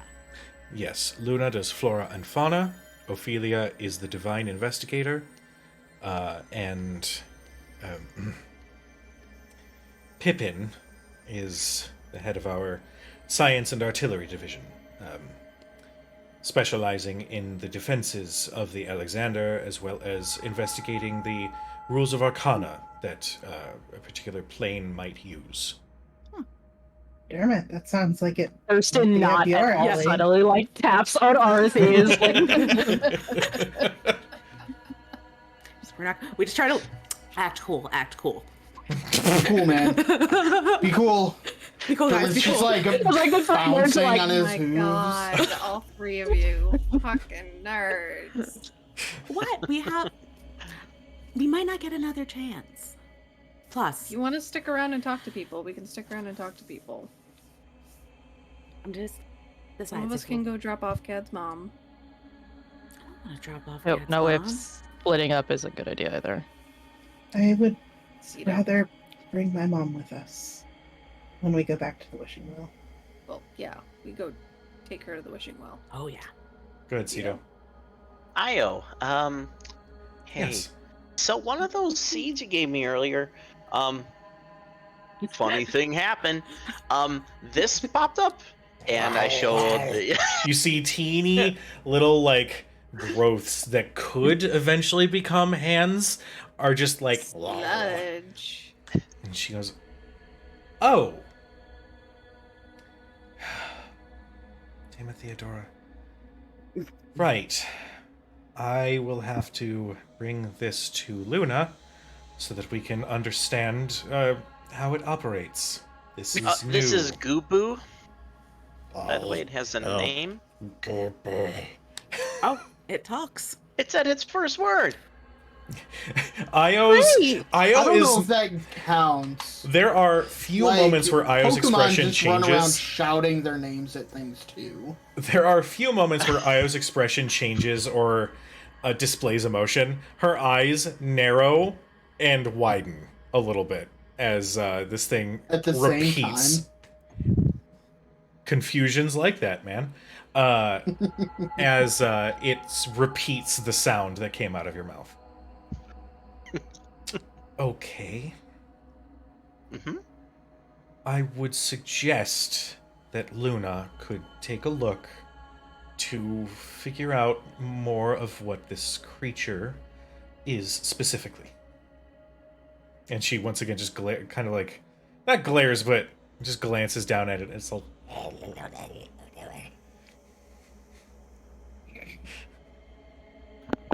Right, yeah, as long as I get him back. Kind of grown attached to him. He's kind of attached to In the past me, yeah. 30 seconds that he's been living. I mean, grown realistically, attached that's to me. That's Sato. and you just see like a suction mark where he's been like gripped onto your forearm. I'm like, wait, what's happening, guys? I forgot the last 30 seconds. Suddenly, like, Khan has dropped. Yeah. Surprise! It's a baby intellect hour. Yep. It's It's just a horrific it's just fungus. a symbiote. It's Yeah. fine. It's gonna go venom at some point. With that, I will say let's go ahead and take a quick 5-minute break. Sounds Go to the good. bathroom, do what we need to do. For those in our chat, if you want to stick around for a couple minutes, we are going to take a couple minutes, refresh ourselves, and we will be back in about 5-6 minutes. In the meantime, be nice to each other. We'll see you guys in just a couple.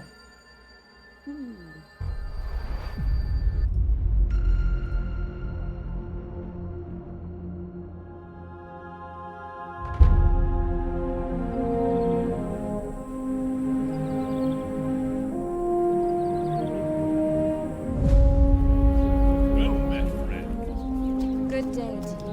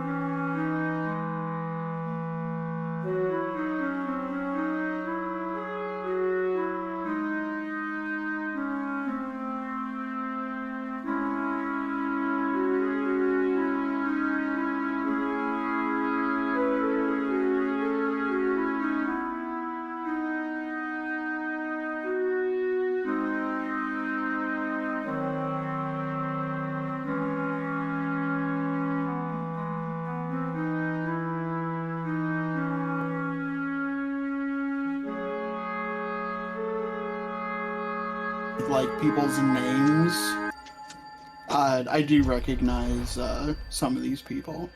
Ronda Rousey. Ronda Rousey, Marshawn Lynch. I think he's a Adam Rippon is a football player. yeah. Skater. Adam Hi, Rippon is a skater. hi, internet. Welcome back. You son of a bitch! Welcome back to Disney Dragons. Was what? Okay. I gotta love finding out at 8:32 p.m. that my shirt has been inside out all fucking day. Oh, Richard. We're not going to talk about that, though. Welcome back, everybody. We return to our adventurers aboard the Alexander. What would you guys like to do? What time of day is it? You glance through the windows out into the sky. It seems to have remained at about midday when you guys had boarded the ship. And remind me, What time of day is it? Yes. does our manor last for 24 hours? I believe it. Yes, it is 24 hours. Well, perhaps we could set up a base wherever we are going to be staying. I turn to Io and say, "That's not gonna like end all existence or anything, is it?" A pocket dimension? No. I mean, because we're already kind of like, I don't know if this is a pocket dimension or not a dimension. I'm still unclear on where we are. We make use of similar enchantments for the supplies and storage of our various tools and foodstuffs. It's perfectly normal. Ooh, foodstuffs. Yes. We've actually sampled some of the customs from some of the universes that we have observed, and some food has been quite eye-opening.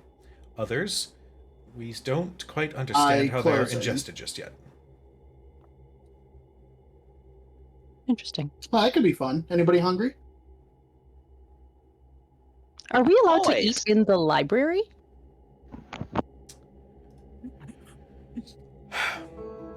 You are allowed into the library, but only in a particular section, as it pertains to documents and historical events of your plane.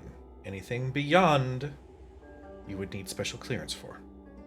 Would So we be anything- able to see Is it- Bivens, given the the merger, so we can merger- better understand the Yeah. situation? I, Technically, it's one plane, right? I will need a persuasion check from someone. Not you.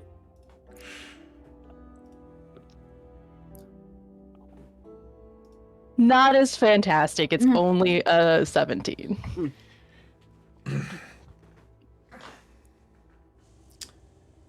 Given the special circumstance, I can grant temporary clearance for you to also observe some of the records of Bivens' plane. Yes. Thank you. You'll follow me this way. And she leads you out of this little secretary's office and back into the winding, mind-bending maze that exists just outside the door. You walk past several odd displays before you. You can see there is a person in white and green robes who is experimenting with some strange purple, somewhat liquid, somewhat solid-like substance that is growing out of a small pot. You can see a scientist in white and red who is using this strange machination on another creature in white and red robes and seeing like the effects of this ray that like covers them for a moment. You basically just see this huge maze is devoted to research and knowledge and understanding of all of these different universes. at least on a rudimentary level, so that if an anomaly does need to be investigated, they understand it's breathable. We can walk on it. They understand common. They understand this kind of like, basically everybody functions in the society to understand everything about the multiverse that they protect. You are brought to a small table in a somewhat decently sized room. There are about 10 or 12 other tables styled specifically like this. You recognize a crystal that is embedded into the table on one side, typically for somebody who is researching to sit and then manipulate and do the thing. You are all brought to this one table, which, as she realizes how many of you there are, she waves her hand and the table extends out a little bit. And some chairs materialize from the ground to offer further seating. Do we all have to stay here? Given the situation, yes, we would prefer you all to remain in the same place, so it's easier to keep an eye on all of you. I don't suppose a place like this would have sanctuaries to the gods. I do believe that Ophelia was constructing a few, mostly for research purposes, but I do believe that they would function. Did you mean to commune? With the Mistress of Ravens. That can be arranged. Let me see if she's available. And Io steps away, and as she moves, you do see two other automatons that you had seen in Nicodranus just sort of stand nearby, not aggressively, not in your business, but they are just close by, monitoring you. What would you guys like to do?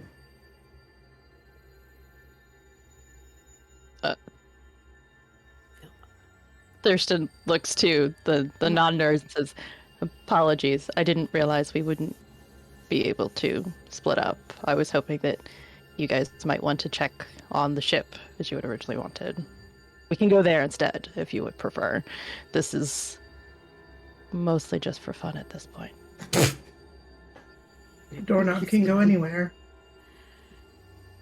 I mean, yeah, he's kind of right. But I suppose if we're gonna do this, we should probably take advantage of the opportunity.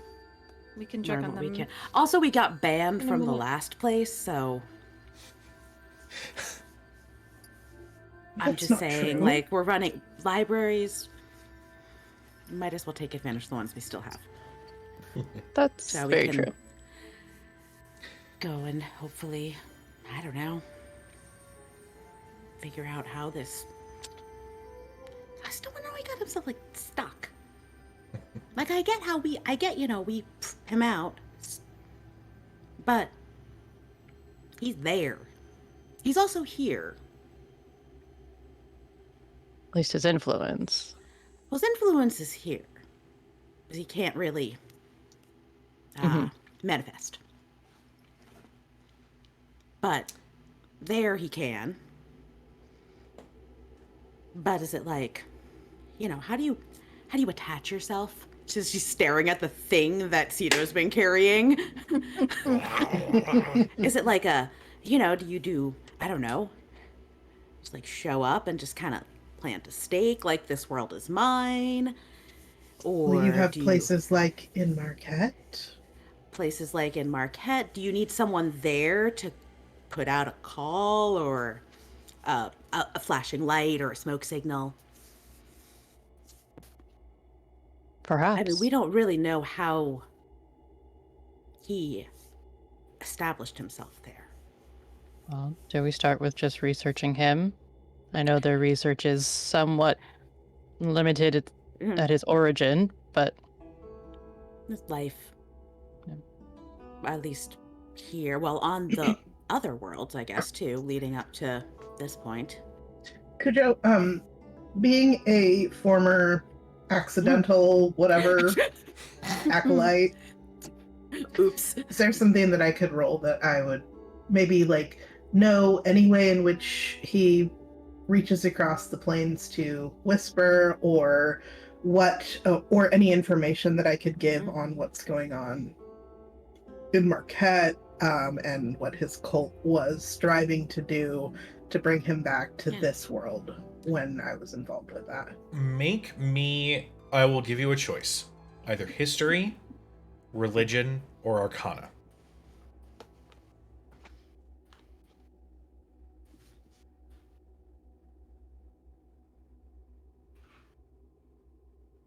'15 religion. Apparently I'm just rolling 15s today. Hey, that's still decent. It's above average. With a 15, you know that his...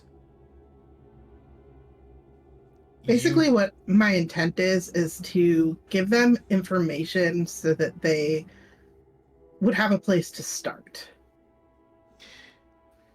You know that Vecna, not so dissimilar to the Matron of Ravens, began their life as a human.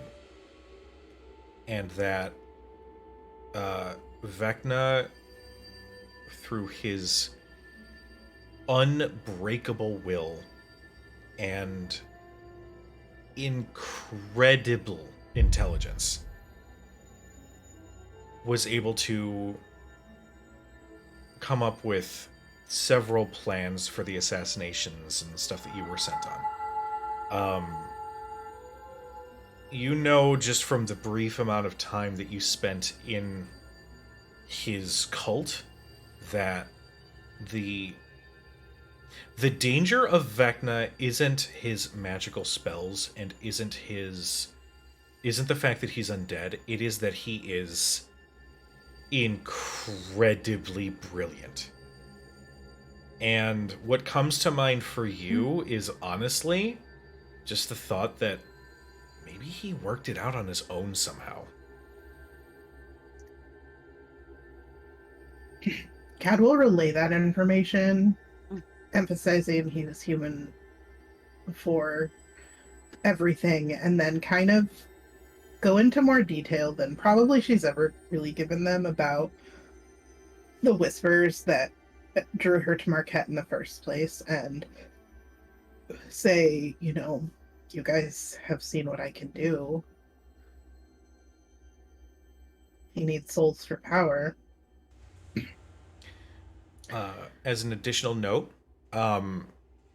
after, sitting and thinking about it, all of the assassinations that you were sent on were to go after individuals that could have remotely been Gilmore.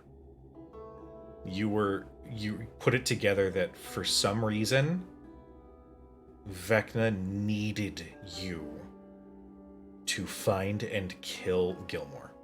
What happened after, you're not sure. You were essentially just given the names and the locations, but thinking back at those that you had killed, reasonably speaking, any one of them could have matched a description of Gilmore. Having just put this together, she just kind of coarse.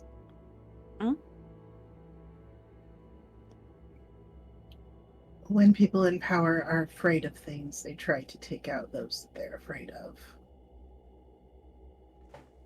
Every single person he sent me after could have been our friend from Whitestone. So he knows he's looking for someone, but maybe doesn't have all the Anybody who information. matches his description. But was the target really him or someone he Or- was with? Someone he was with. We know he might have crossed over a few times. The last person I killed did have a child. At that, I'm going to say Arthea and Thurston. And Dermot, are you also going to be using the crystal to absorb whatever information you can between the two planes and everything too? Yeah. Okay. Yeah. I'll need the three of you to give me an investigation check. Ooh. I've done all I can. Good luck. You've done all you can. Did you just say? 16 for me. Okay. 28 for me. Oh, Jesus. Said investigation. Yeah. Miss Jackson. Okay. The three of you, as you flip through, and as you pull up these records and start to learn how the interface works, it's almost like it registers you first. So the crazy, strange, arcane, and mathematical symbols slowly shift to be common for you guys to be able to understand and read these records. You three, through your combined use, are able to deduce Vecna's origin in Bivin. Which sort of I'm going to attach to the timeline, as you know of, from Vox Machina. Yeah. Vox Machina impaled him with several trammels, and he was banished past the Divine Gate, as at that point he was considered divinity and was not allowed onto the material plane. The divinity and the laws of the cosmos only apply to the plane that you achieve that divinity in. Meaning that, and this is the first thing that pops up in Bivin, when he showed up in the Shadowfell, in Bivin's Shadowfell, he was a shell of what he was when he was in Exandria and fighting Vox Machina. He did not have his hand, and he did not have his eye. Through his travels, and I'm just going to give this to you because you guys rolled really well, and plus Arathea got a 28, like, I'm just going to go ahead and give you this all this information. Vecna first made contact with an individual by the name of Octavian, who pledged himself as a warlock and a necromancer to his service. Vecna heard rumblings of something going on in Bivin's material plane through the actions of another lich by the name of Enkel. Needing to assert some sort of power before he can begin his machinations, he instructed Octavian to find a book. It was a book that was in the clutches of Enkel the Lich, called the Book of Vile Darkness. An artifact that, it's funny, as you're looking at the entry, basically this like historical document, Book of Vile Darkness is basically like a hyperlink. And you examine further, the Book of Vile Darkness is an artifact that exists on multiple planes. Oh, that's cool. So it is No, just... it's- Or terrible, Well, yeah, but but I also mean, cool. Nope, that's bad. That's bad, kids. well, there's probably That's real there's probably a counterpart. That seems to be how these things work. You do. Oh, is that one under the statue of Horus instead of the statue of Horus? Fuck, is that what happened? Take that, Benbridge scholars. Sorry. Arabia is Evelyn, so like, let's be real here. After attaining the book, after Enkel's fall, Vecna then sought out individuals that would be willing to work with him to help him find more power. But first, he had to topple the other Lich, and using the book that Enkel had just recently lost, it was child's play. He then did away with some of the heroes that fought the Lich Enkel. From there, he sent a small group of minions to search for someone, a man by the name of Gilmore, and a woman by the name of Tara. Gilmore was known in this land to be an arcanist. You know, he basically goes into a little bit of a description of Gilmore, but also adds that it seemed that Vecna knew that Gilmore did not belong on this plane. most likely because he also existed on Exandria, captured him at one point. They had a little bit of a thing. Oh my god, is that what the fanfiction was about? Oh god. Oh God. Ugh. Glad that. Where do you think the nickname Large Father V came No, from? Okay. no. Put it away. Put it away. Not canon. No. Gilmore has standards, guys. Come on now. That's not what Gilmore and Vecna were saying. Don't put it away. Honestly, I haven't checked that book. I haven't checked that book in ages. There could be more chapters. Oh Jesus. I was Quickly. waiting for the conclusion to the last one. He unfortunately his plan was to capture this woman named Tara and the individual known as Gilmore, mostly because Gilmore had a connection to Exandria and Tara was the primal of Bivin at that time. Tara was slain by the minions. Gilmore escaped with a baby. Once Gilmore escaped, he then sent newer minions, ones that had more of a lust for power. A barbarian by the name of Zora, a Kenku gunman by the name of Gunshot, I had them. They're here. Hold on. A human wizard by the name of Elfrida, and a tiefling warlock by the name of Miri, to go and seek out the arm and the eye of Vecna. They achieved this at a cost, but Vecna was then completed. Upon completion, basically the next chapter starts with the fall, and it explains that Vecna, now complete with the Book of Vile Darkness, some technology left over from a previous entity known as the Planesbreaker, and by using the services of the fallen lich known as Enkel, was able to construct a tower called Mundos Finem, with which he scarred the land, killed an empire, and then began his rule over the land. The latest entries do detail what has just happened, Arthea's vision. It details that Mundos Finem and the Machination on top severed it from the mainland. So now it's just a not floating. It is an island off of the southern coast, completely separated from the rest of civilization. Delita has been destroyed, at least in his eyes. And there is an entry slowly being written as you're looking at it, saying that a small group of adventurers have rallied what remains of Delita and deliberate what to do next. And there's a teeny little hyperlink Vecna. on a small group of adventurers. Slowly, you could see like the hyperlink slowly starting to develop on that phrase.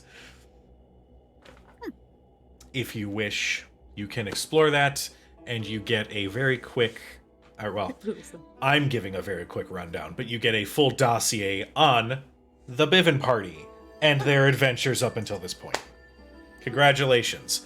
The Tal'Dorei party is now fully aware of everything going on with the Bivin party and all of the machinations there. What does it say they're gonna do? It has that part. Because I'd like to know. Hasn't been written yet. It hasn't been written. The last sentence in the Bivin page just says, a small group of adventurers gather the survivors of Delita, and they're deliberating what to do next.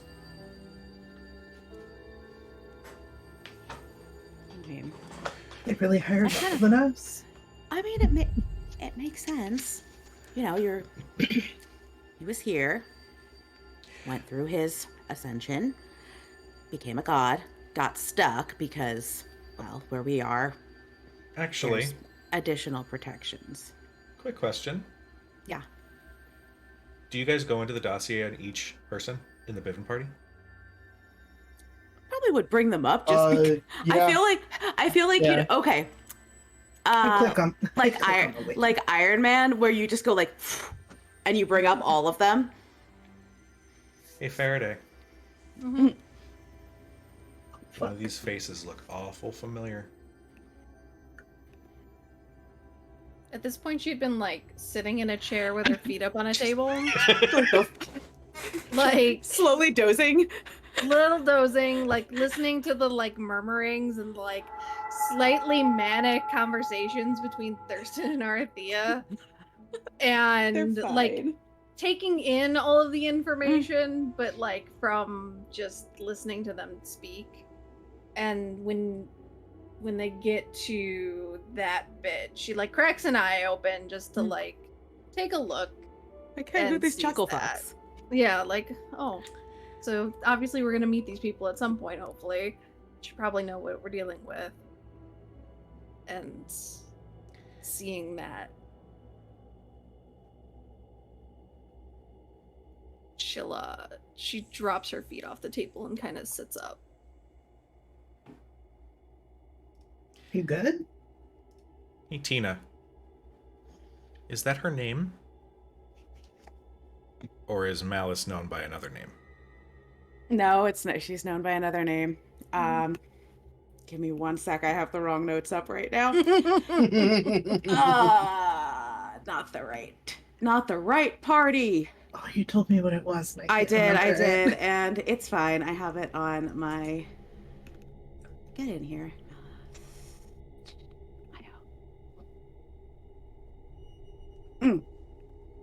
No, so it would show as. Come on. Get back here. Copy. It would show as Heliana.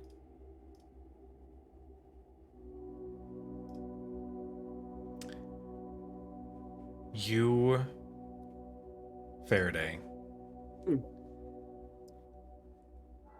feel this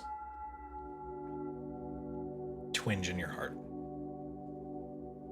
as you're looking at this image that clearly shows Malice in her fully transformed visage. And that name next to it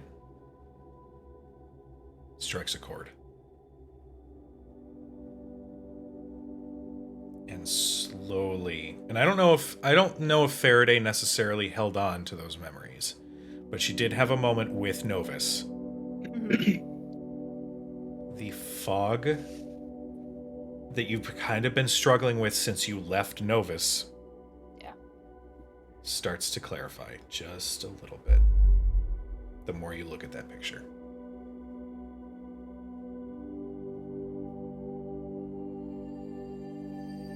She'll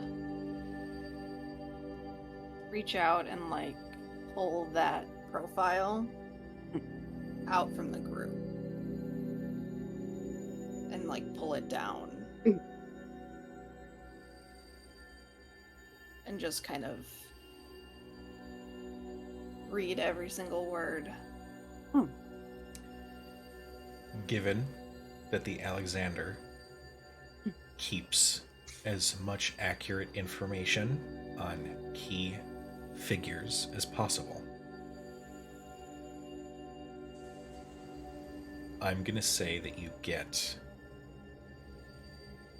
the reveal that she once had a younger sister that a dryad had saved as the fall was happening, that was taken through to another place, and from there goes on into the story of Malice.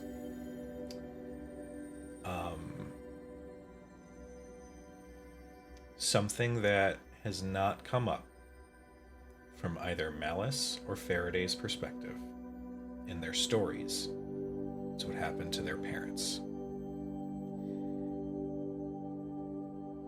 You, as you are looking through, you see at one point, in order to attempt to also save their other daughter, and Tina, at any point, if this is totally off track with what you had in mind, let me know. No?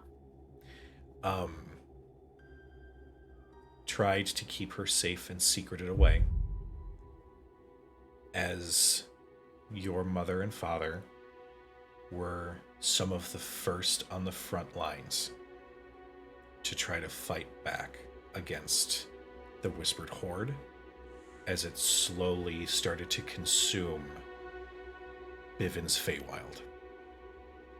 And unfortunately, given the overwhelming opposition, their lives were both lost.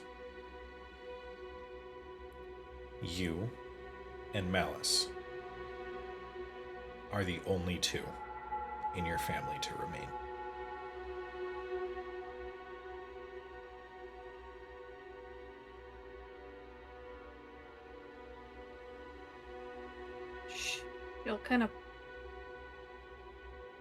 She'll just read it like over and over and over again.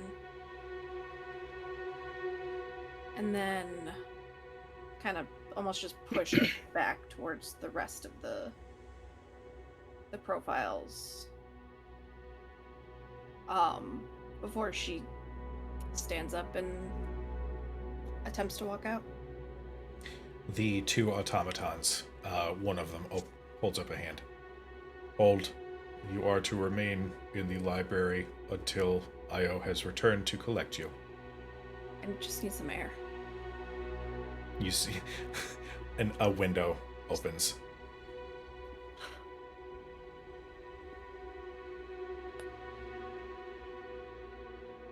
What does the window look out to? It looks out into the open sky. You are above the clouds, and it's just endless blue. I face step beyond them.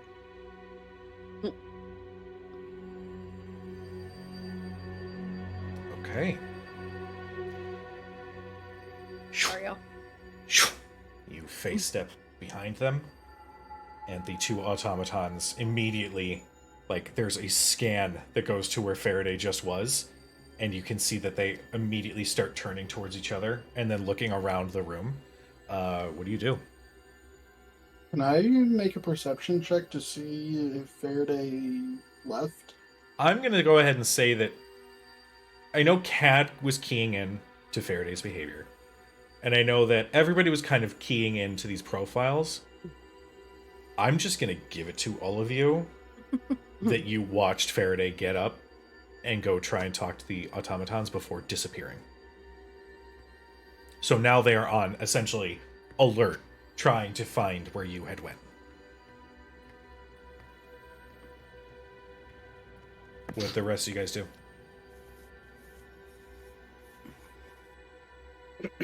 I still want to make a perception check to see if I can see Faraday. Okay, make a perception check. Did she face step out of the room, Sam? Whatever. Like if they were at the door, were they at the doorway or were they at like the edge of the table? They were at the doorway. They Yeah, let you she guys would've- have your space. Yeah, she would have left. Sorry, I am trying to pick my season because I didn't. I think, change that. Cat would try to melt into the shadows and go quickly after Faraday, I think, just so Yeah, she's not she- by herself. She appears on the other side of them as far like out of the door as she can. Like if they're at the doorway, she would be Okay. on the other side. And Cad, you said you were going to try and stealth? Yeah, I think she would, while the automatons are distracted, she would try to kind of melt into the shadows. And I think she just doesn't want Faraday to be by herself. Like, not that she's going to go and try to talk to her. She's obviously upset, but she wants to make sure to have her back. Okay. I will need a stealth check from you. Arthea, what are you No, doing? it's Or Dermot. go ahead. 24 for my perception. With a 24, I'll say from your angle, you can see Faraday face step back into view. It is out in the maze, and it like she almost gets like flung because gravity is funky in this place, but she lands in the hallway just outside of the room. 26. 26. Okay. I don't know why I'm going to bother rolling, but yeah, a 2 and a 8. No. You're good. I'm assuming that we've all spent enough time around each other to like be able to communicate without talking. Where it's like we know when people look like they're about ready to go off and do some things. Yeah.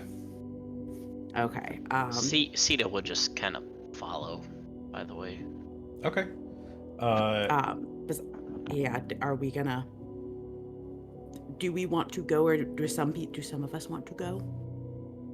I think we all have to be together. It's probably best if we just all leave, and that was the plan all along. We can, we can see where Faraday went to, Dermot. You saw where she went? Or, roughly speaking? Yeah. Okay. I'll say if all of you guys like get up as a group. Oh no, I was gonna teleport everyone there. Okay. That's how we move around in our world? Yeah. Like, duh, this is normal.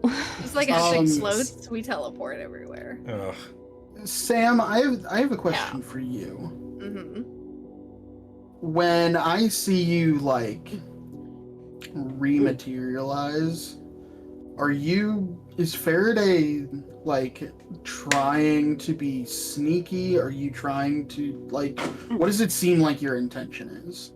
Like she needs some air and needs to walk around, or like you watch as she, in frustration, vanishes in this like flurry of snowflakes and just snow, and appears 30 feet beyond them, and just starts she picks a direction and just continues, not even sure, like assuming, and Cujo, the intent is like she saw the Evander's ship at one point, doesn't know where it is, but assumes like a direction, and just like that's her intent, is somewhere familiar that is not here. This life, yeah, is not here. Okay. But so Dermot, at least you would see her just vanish, reappear, and walk with purpose. Okay. Okay. I look at the rest of the group, and say, she's not going anywhere without us. And look at where Cad was. Oh, she's gone. No. Cad, You what even rolled that was high? your stealth? 26. 26? She immediately probably moved after Faraday, and she just will say, I've got your back, but then like she's not trying to walk next to you or anything like that. She's just trying to make sure that you're not by yourself, because she don't trust these fucks.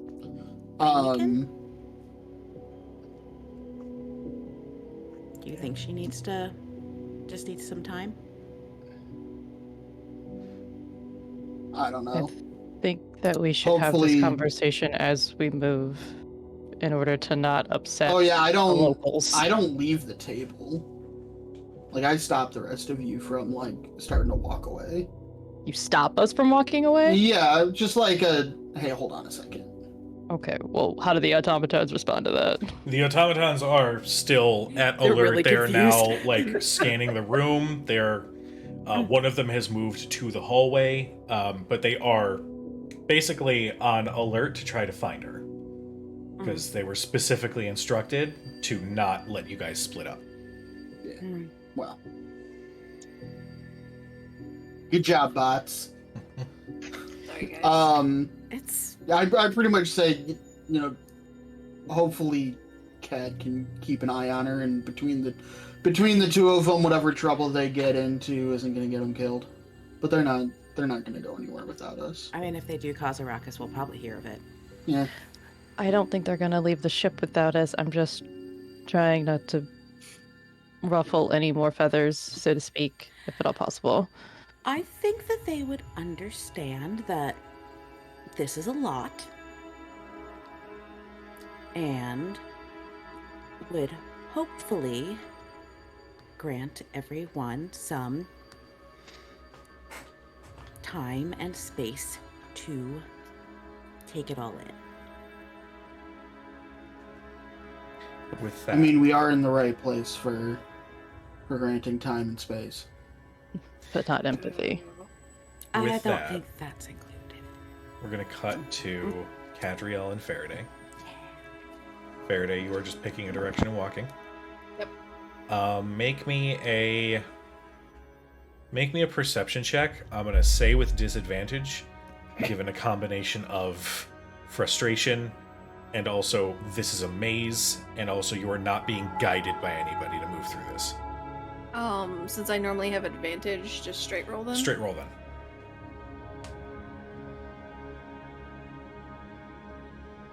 21. Nice. It takes you a little bit, but you power walk through. There's at one point where you do hit like a dead end, and it's like, oh, mushroom research from universe 873-2, and you're just like, nope, and you just turn around and continue walking. But you do eventually come to what looks to be like a hangar of sorts. You can see several other very highly advanced airships, but you do see one that is the one that you're looking for. It is rough and tumble. It is basically in the same state that you had left it, and you can see this like glittering blue field that surrounds it.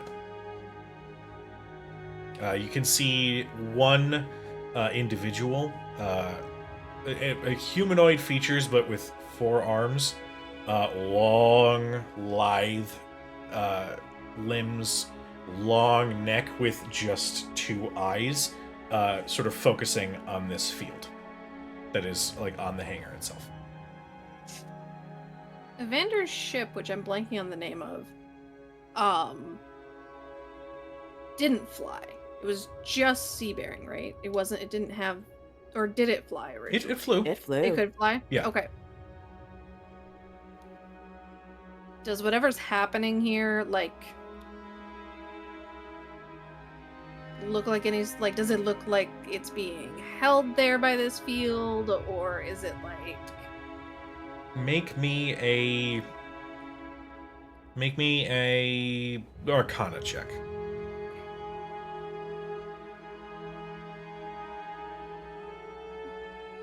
ET.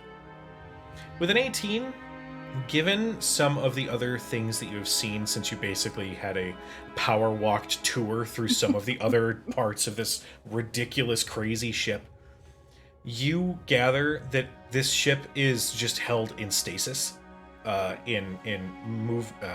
momentary stasis, so that it doesn't degrade or anything like that. But otherwise, it is free to be explored. Okay. She'll, yeah, she'll just continue towards the ship, not bothering to stealth or anything. Okay.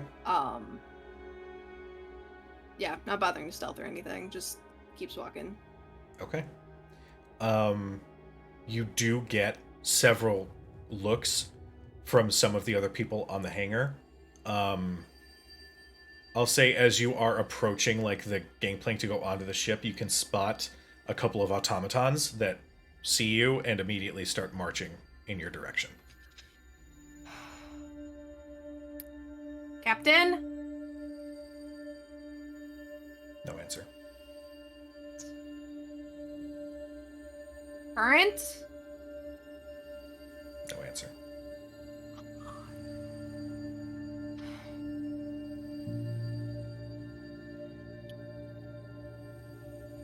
I'll say that the 4-armed individual says, just sort of echoing out, not from verbal, it's more like psychic communication, just says, the individuals who were on this vessel have been taken for investigation. They currently reside in the investigative dormitories. She'll just kind of like, she'll respond mentally, Sure. and just like a brief thanks, and avoiding the automatons, like immediately just like turn around and keep walking, Okay. kind of mumbling to Cad and At this point, as you basically make eye contact with them and turn and start walking back the direction you came from, the automatons, which were just power walking earlier, now start breaking out into a jog. And they say, "Halt!"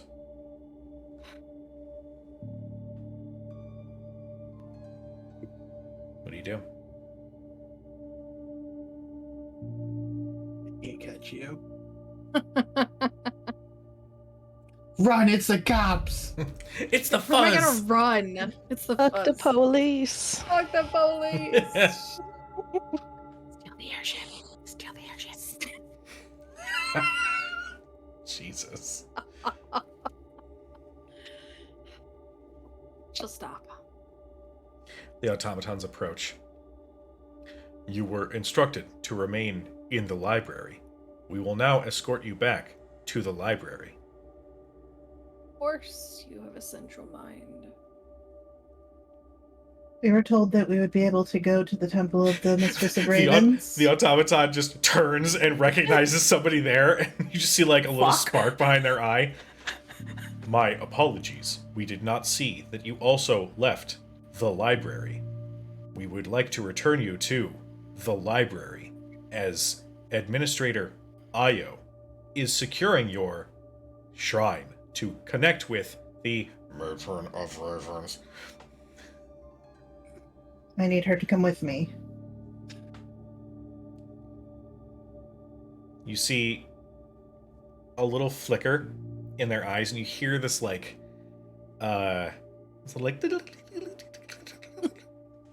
Dial-up tone. kind of. You just broke the machines. Yeah. I have If received a these message. automatons are still working on dial-up, we have fucking problems. We have received a message from Administrator Io. Yes, I see you decided to take a tour. Honestly, not surprised.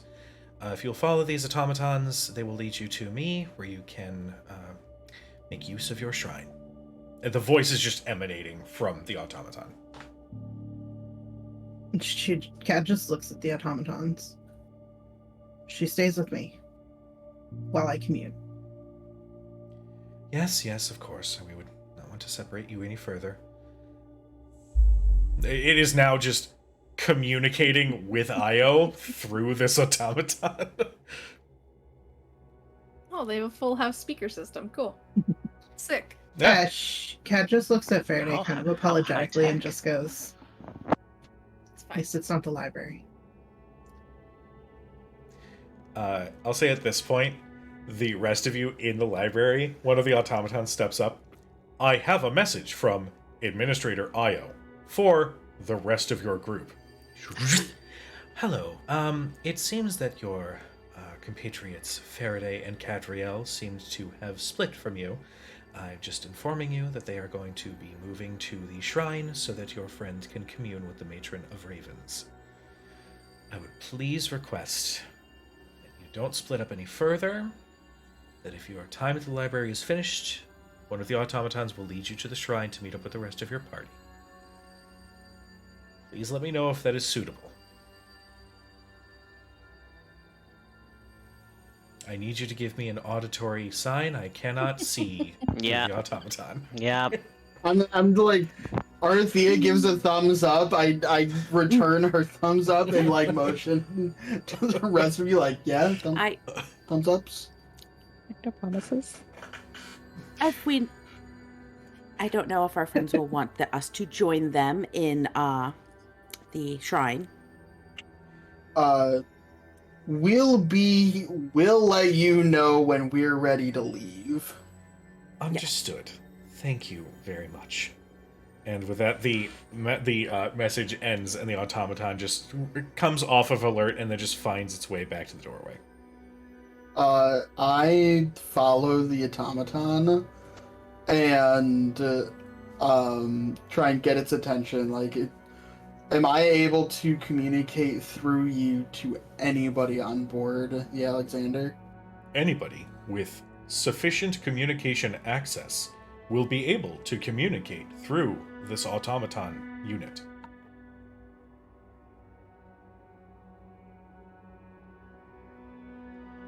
And I would like to communicate with Faraday, one of my compatriots on board. Understood. Name, please. Faraday. Apologies for the confusion. I need your name. Dermot. It's like a collect call. You guys remember that one from back in the day? Can I get a live Wait, agent, had a baby, please? It's a boy. He plugs it Just in hit zero. incorrect. Just keep hitting zero till it shoots you through. I'm just picturing like those old call exchanges where you have to like Yeah. take the plug and like if you Plug mess it. up, it just goes to someone like right. Yeah, party lines. Party line. Faraday and Cadriel, as you are being led to the shrine, the one behind you, they've essentially split up, so you're following one and the other one's following behind. The one behind you says, I have a message from, and then it just plays of audio clip of Dermot.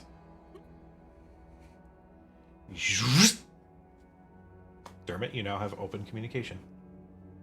Hey, you guys good? You okay? We're fine. Current and Evander are in investigative quarters. They're It's being probably held the brig. somewhere. We're being Well- escorted to the shrine of the Matron of Ravens. Ooh, escorted.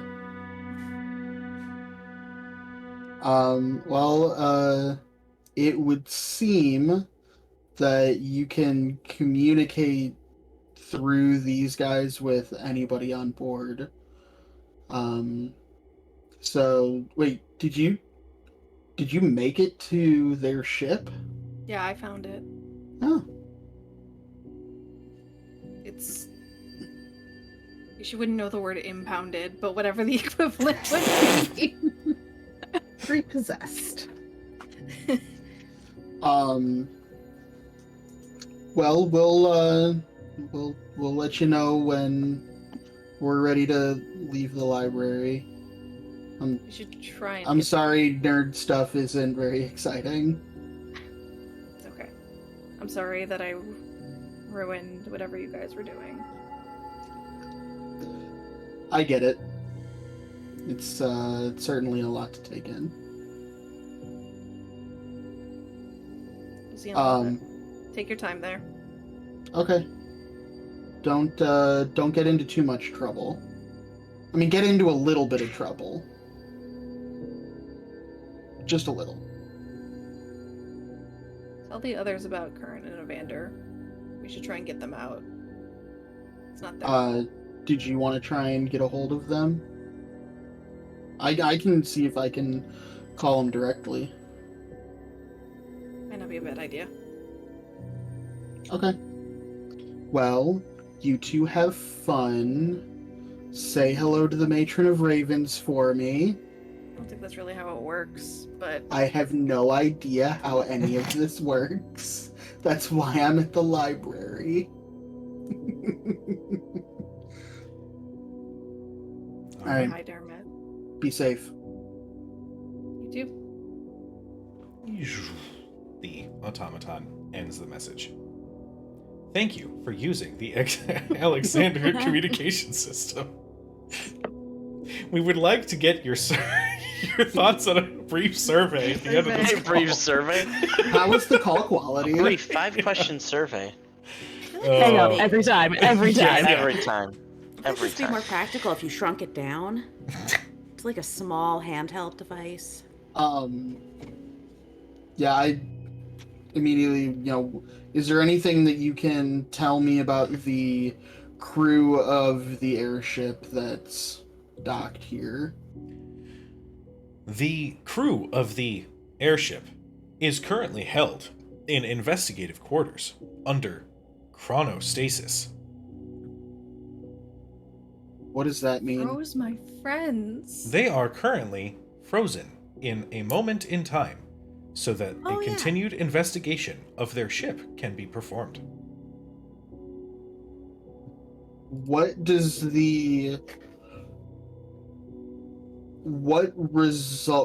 the desired result of the investigation? To ensure that the individuals aboard the airship came upon the Alexander accidentally. And as such, time can be rewritten for their stories so that the knowledge of the Alexander can be removed from their minds. Okay. And what happens if they did not come upon the Alexander by accident? Then their stories will be rewritten so that we may understand when they had received the information and cut it off at the source, returning them to a time where they did not discover its location.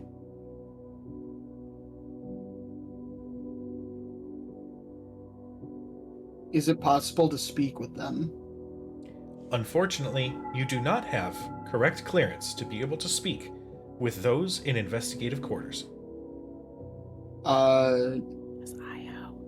Who is able to grant access to That would speak be with those in investigative Administrator quarters? Io of the Investigative Division. I would like to speak with Io, please. Of course. May I have your name? Dermot. There's a moment. Dermot seems very proud of himself. He's figured out how this shit works. There's a moment where you hear that little clickety click, and then eventually you hear, "Yes, Dermot, how may I be of assistance?" I had a question for you. I would hope First, you did. hi. How are you? I'm doing all right. I have figured out that the crew of that airship that's docked here are in cryostasis? Chronostasis. Yes. Chronostasis. And they're being investigated. Is it possible for me to speak with them? Are they affiliated with you and your group? We've met. We've worked together before. I do a lot of traveling. No, that's not it. It's just that the number of all of you who know the existence of the Alexander is growing. That's all. Yes, I will temporarily grant access to be able to speak with the captain and the first mate. Excellent. I very much appreciate it. And I, just for the record, we didn't know that any of this was a secret. Sorry. I understand, and I would like to just state that my tone is merely from a minor irritation, not at you. It's more just at the situation. Well, if there's anything we can do to help, just say so. I know tensions are high all around, but as long as I have you, are there any taverns on board the Alexander? I'm going to grant you the temporary access so that you can speak with the captain and the first mate. If you seek refreshments, I would pose that question to one of the automatons. They'll be able to show you to a watering hole. What? That's not the right term. Tavern. No, that's Use close some- enough. Okay. That'll work. My apologies. Yes, they will be able to show you to a watering hole to enjoy some refreshments. Excellent. Thank you so much. The now contacting Evander Greycastle. And I didn't know if you had frozen or had forgotten his name. and current. The connection is established, and immediately you hear, "Current, raise the..." Where the fuck are we? What the fuck is this? And Current goes, "What the fuck? What the fuck? What the fuck?" You just hear Don't their panic. voices. Don't panic. What Everything's the fuck? okay. What the fuck is this thing? It's dirt. Well, the thing in front of you isn't Dermot O'Ferry, but I'm just I like can tell talking that through it. myself, thank you. Evander says, creeping through. I just wanted to let you guys know that you're I think I can on take out board this one. like The knees on this one look a little weak. Current just starts immediately vocalizing a battle plan. no, you're good. Like you're in like a you're in like a quarantine right now of sorts. But everything's fine. I am not in a quarantine. I have been in many quarantines in my life, and I can tell you that this is not one of them. And Current goes, that's corals. That's corals. You're not in a coral. Never mind. I just wanted to. Are you guys okay? Are you good? Yeah, we're fine. What I think was about 3 seconds ago, we were on the ship, and the winds were getting a little crazy, and now we're here. So, you know. The ship is still here. Ship's fine. Ship's good. Thank God. What is there? What were you guys doing? We were. You told us to go. Arathea told us to go look at some coordinates. We did that. And now you're here. Yeah. Yeah. Okay. Did you guys didn't happen to like tell anybody where you were going, right? No. I mean, we have our crew with us, but no, we don't really go around announcing some of the places that we're going. Hey, I Evander, don't know. put that down. I don't think that they want us playing with that. Please lower your weapon. You just hear multiple things in the background.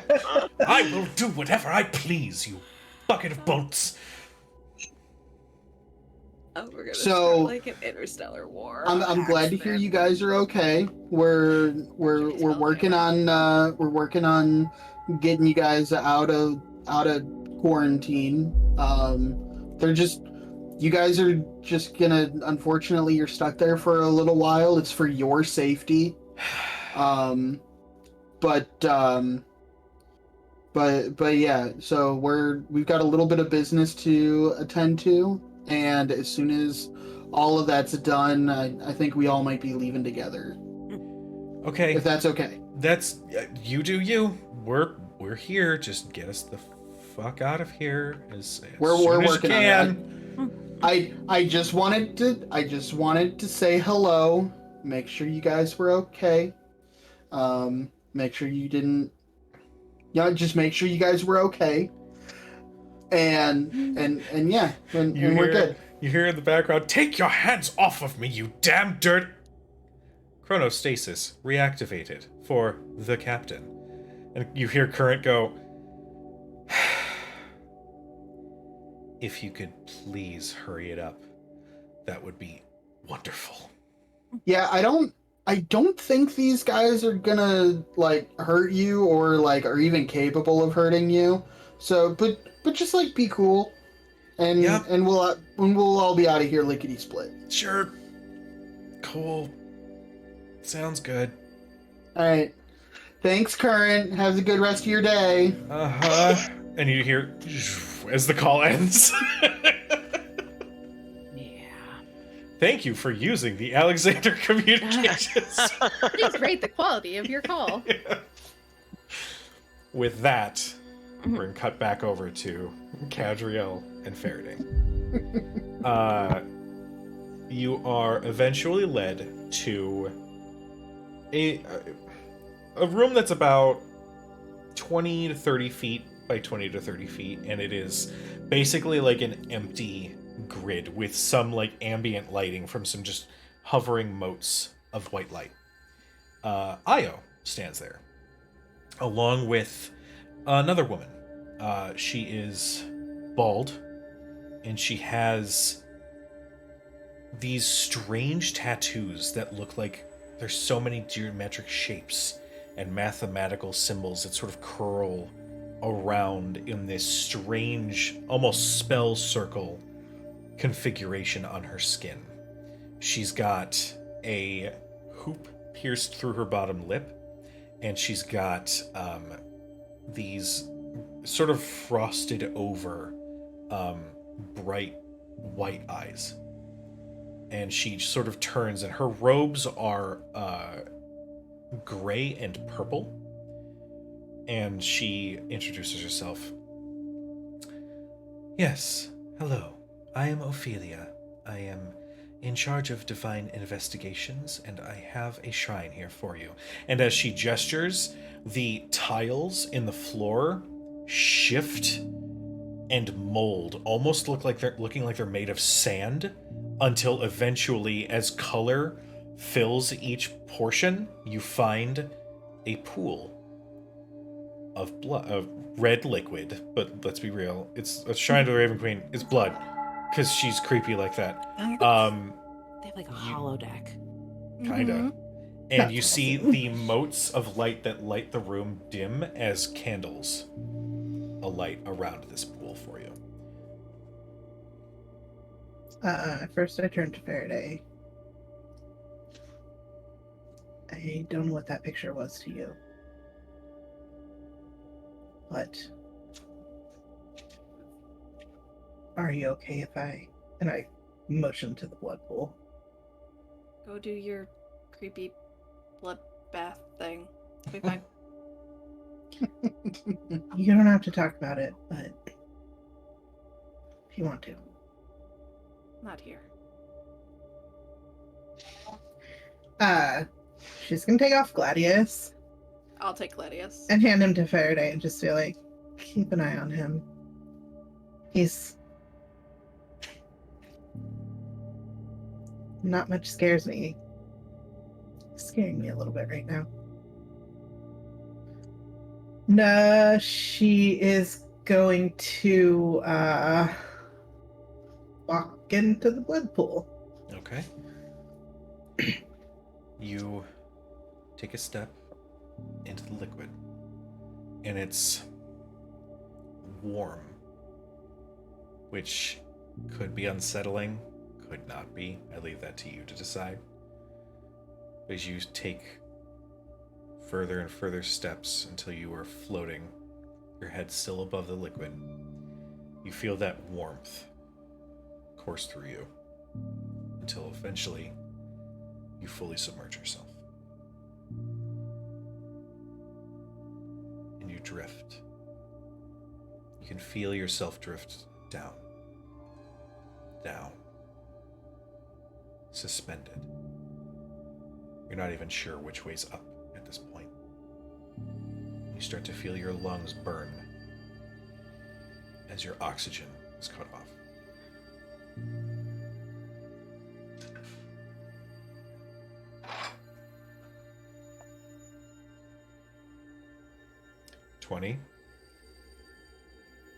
You get get to commune with her. 1, she's not able to be reached.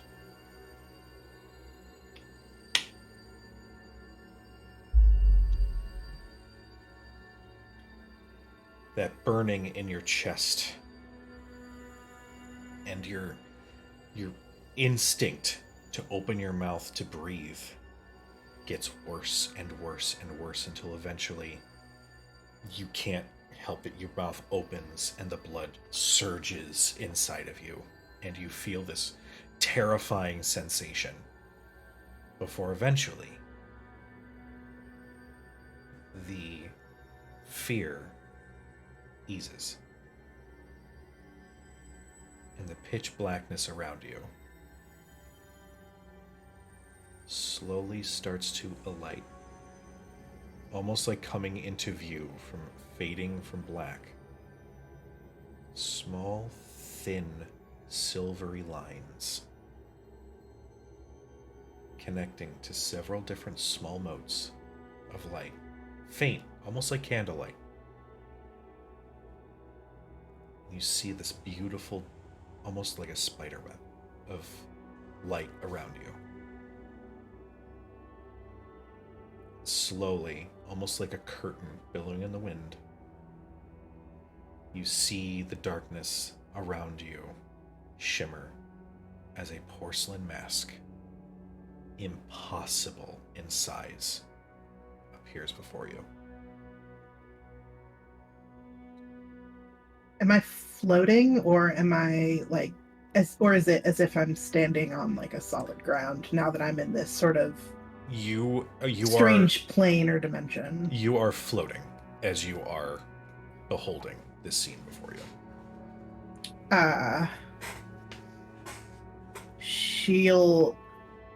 I'd bow my head, and I think that once the burning started to subside, and she probably crossed her arms like over her chest, just kind of giving into whatever was going on. And she just says, Matron, you feel farther away than I've ever experienced, even when I was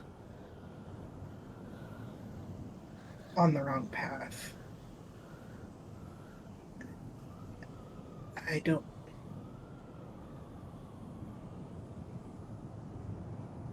Someone that I care for has been taken because of me, and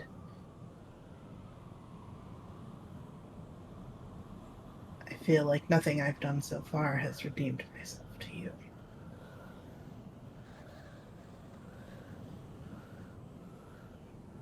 The world is in danger. I just want to make it better.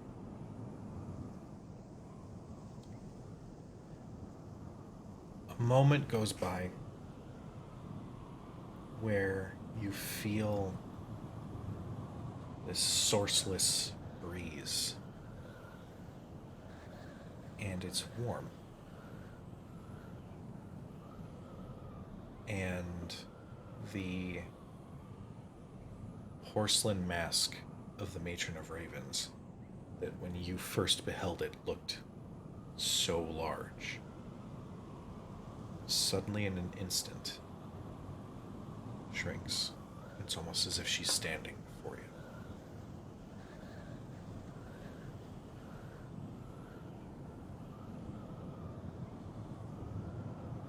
you. You struggle,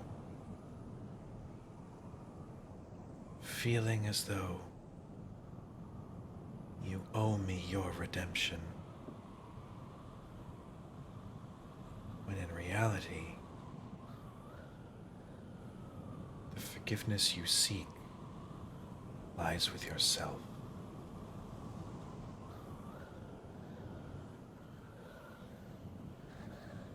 If my embrace was conditional on you attaining some level of retribution, I would not be speaking to you now. And as she's saying these words, you instinctively feel, not bamfing out like, in emotion like you've done in combat, but you just realize that your wings are out. The burden that you place on yourself continues to grow as you journey.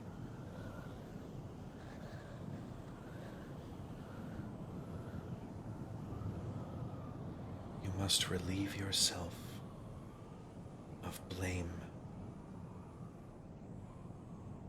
The one who conjured this mess, this growing danger, was not you. The one who took your sister was not you. And as such, you have no blame in this. And as she speaks, she almost like floats around you. And her voice, which initially was coming from under the mask, slowly becomes sourceless. Like it's just ever around you, like an ever-present warm hug. How do I protect them?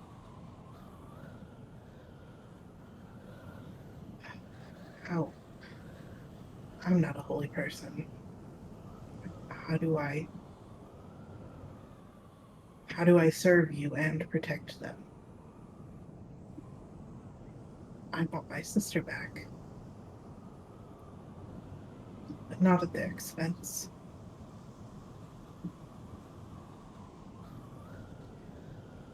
You are more devoted than many. And it is that devotion that has allowed us to communicate. If you desire to undo this web that the Whispered One has laid, then perhaps I can lend you some of my power to do so. Your devotion and your piety to me has proved more than sufficient for me to do so. You are stronger than you think. It is why, even in what he believes is his moment of triumph, fear grips him. Fear that his machinations will be undone by those who stand against him.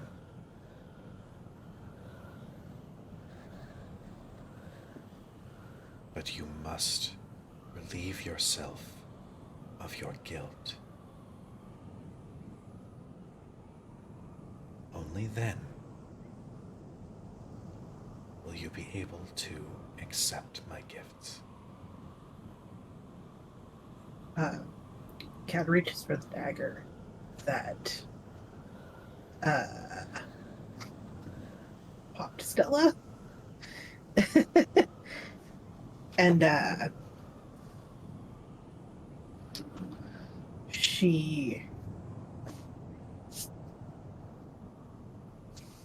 cuts her arm, knowing that before she had to pay the blood tribute, trying to basically make the point that she is devoted, and perhaps it's what she needed to hear from somebody that she's been trying to prove herself to. I fear without your help, we won't make it, and 2 worlds will fall to him. Only if you let him. And at this point, the voice has shifted, just as the Raven Queen had drifted around behind you. The figure that drifts in front of you is someone else. You see the long, raven-like mask and the bones that form this carapace shoulder armor and the dark leathers. You know that this is the champion of the Raven Queen standing before you. Death itself couldn't keep me from ending him and removing him from our home. I feel that nothing would stop you, but you must see that yourself.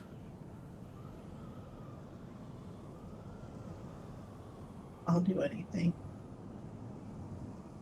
Anything. To keep everyone I love safe. Prove it. And as he says that, Whisper appears in his hand. And he crouches low. And that is where we're going to end tonight's session. Yay! Yay! Yas. Cosmic physics, library bullshit. a Goo-boo. weird dial-up Weird intercom telecommunication system. It's like everything's super advanced, and then they have AOL. Yeah. That they're still using like Oh, the free shit. trial from one Yeah. of the discs you get in the mail. Oh my The god. pop-up keeps coming have up. every disc in the universe. Yeah. Yeah.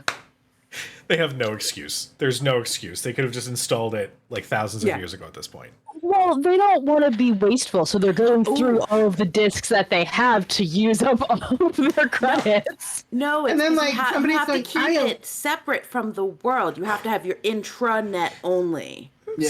It's I like, told you to use Netscape Navigator. yeah, Oh my god. God. it's Throw it at security. Well, with that, Jesus Christ.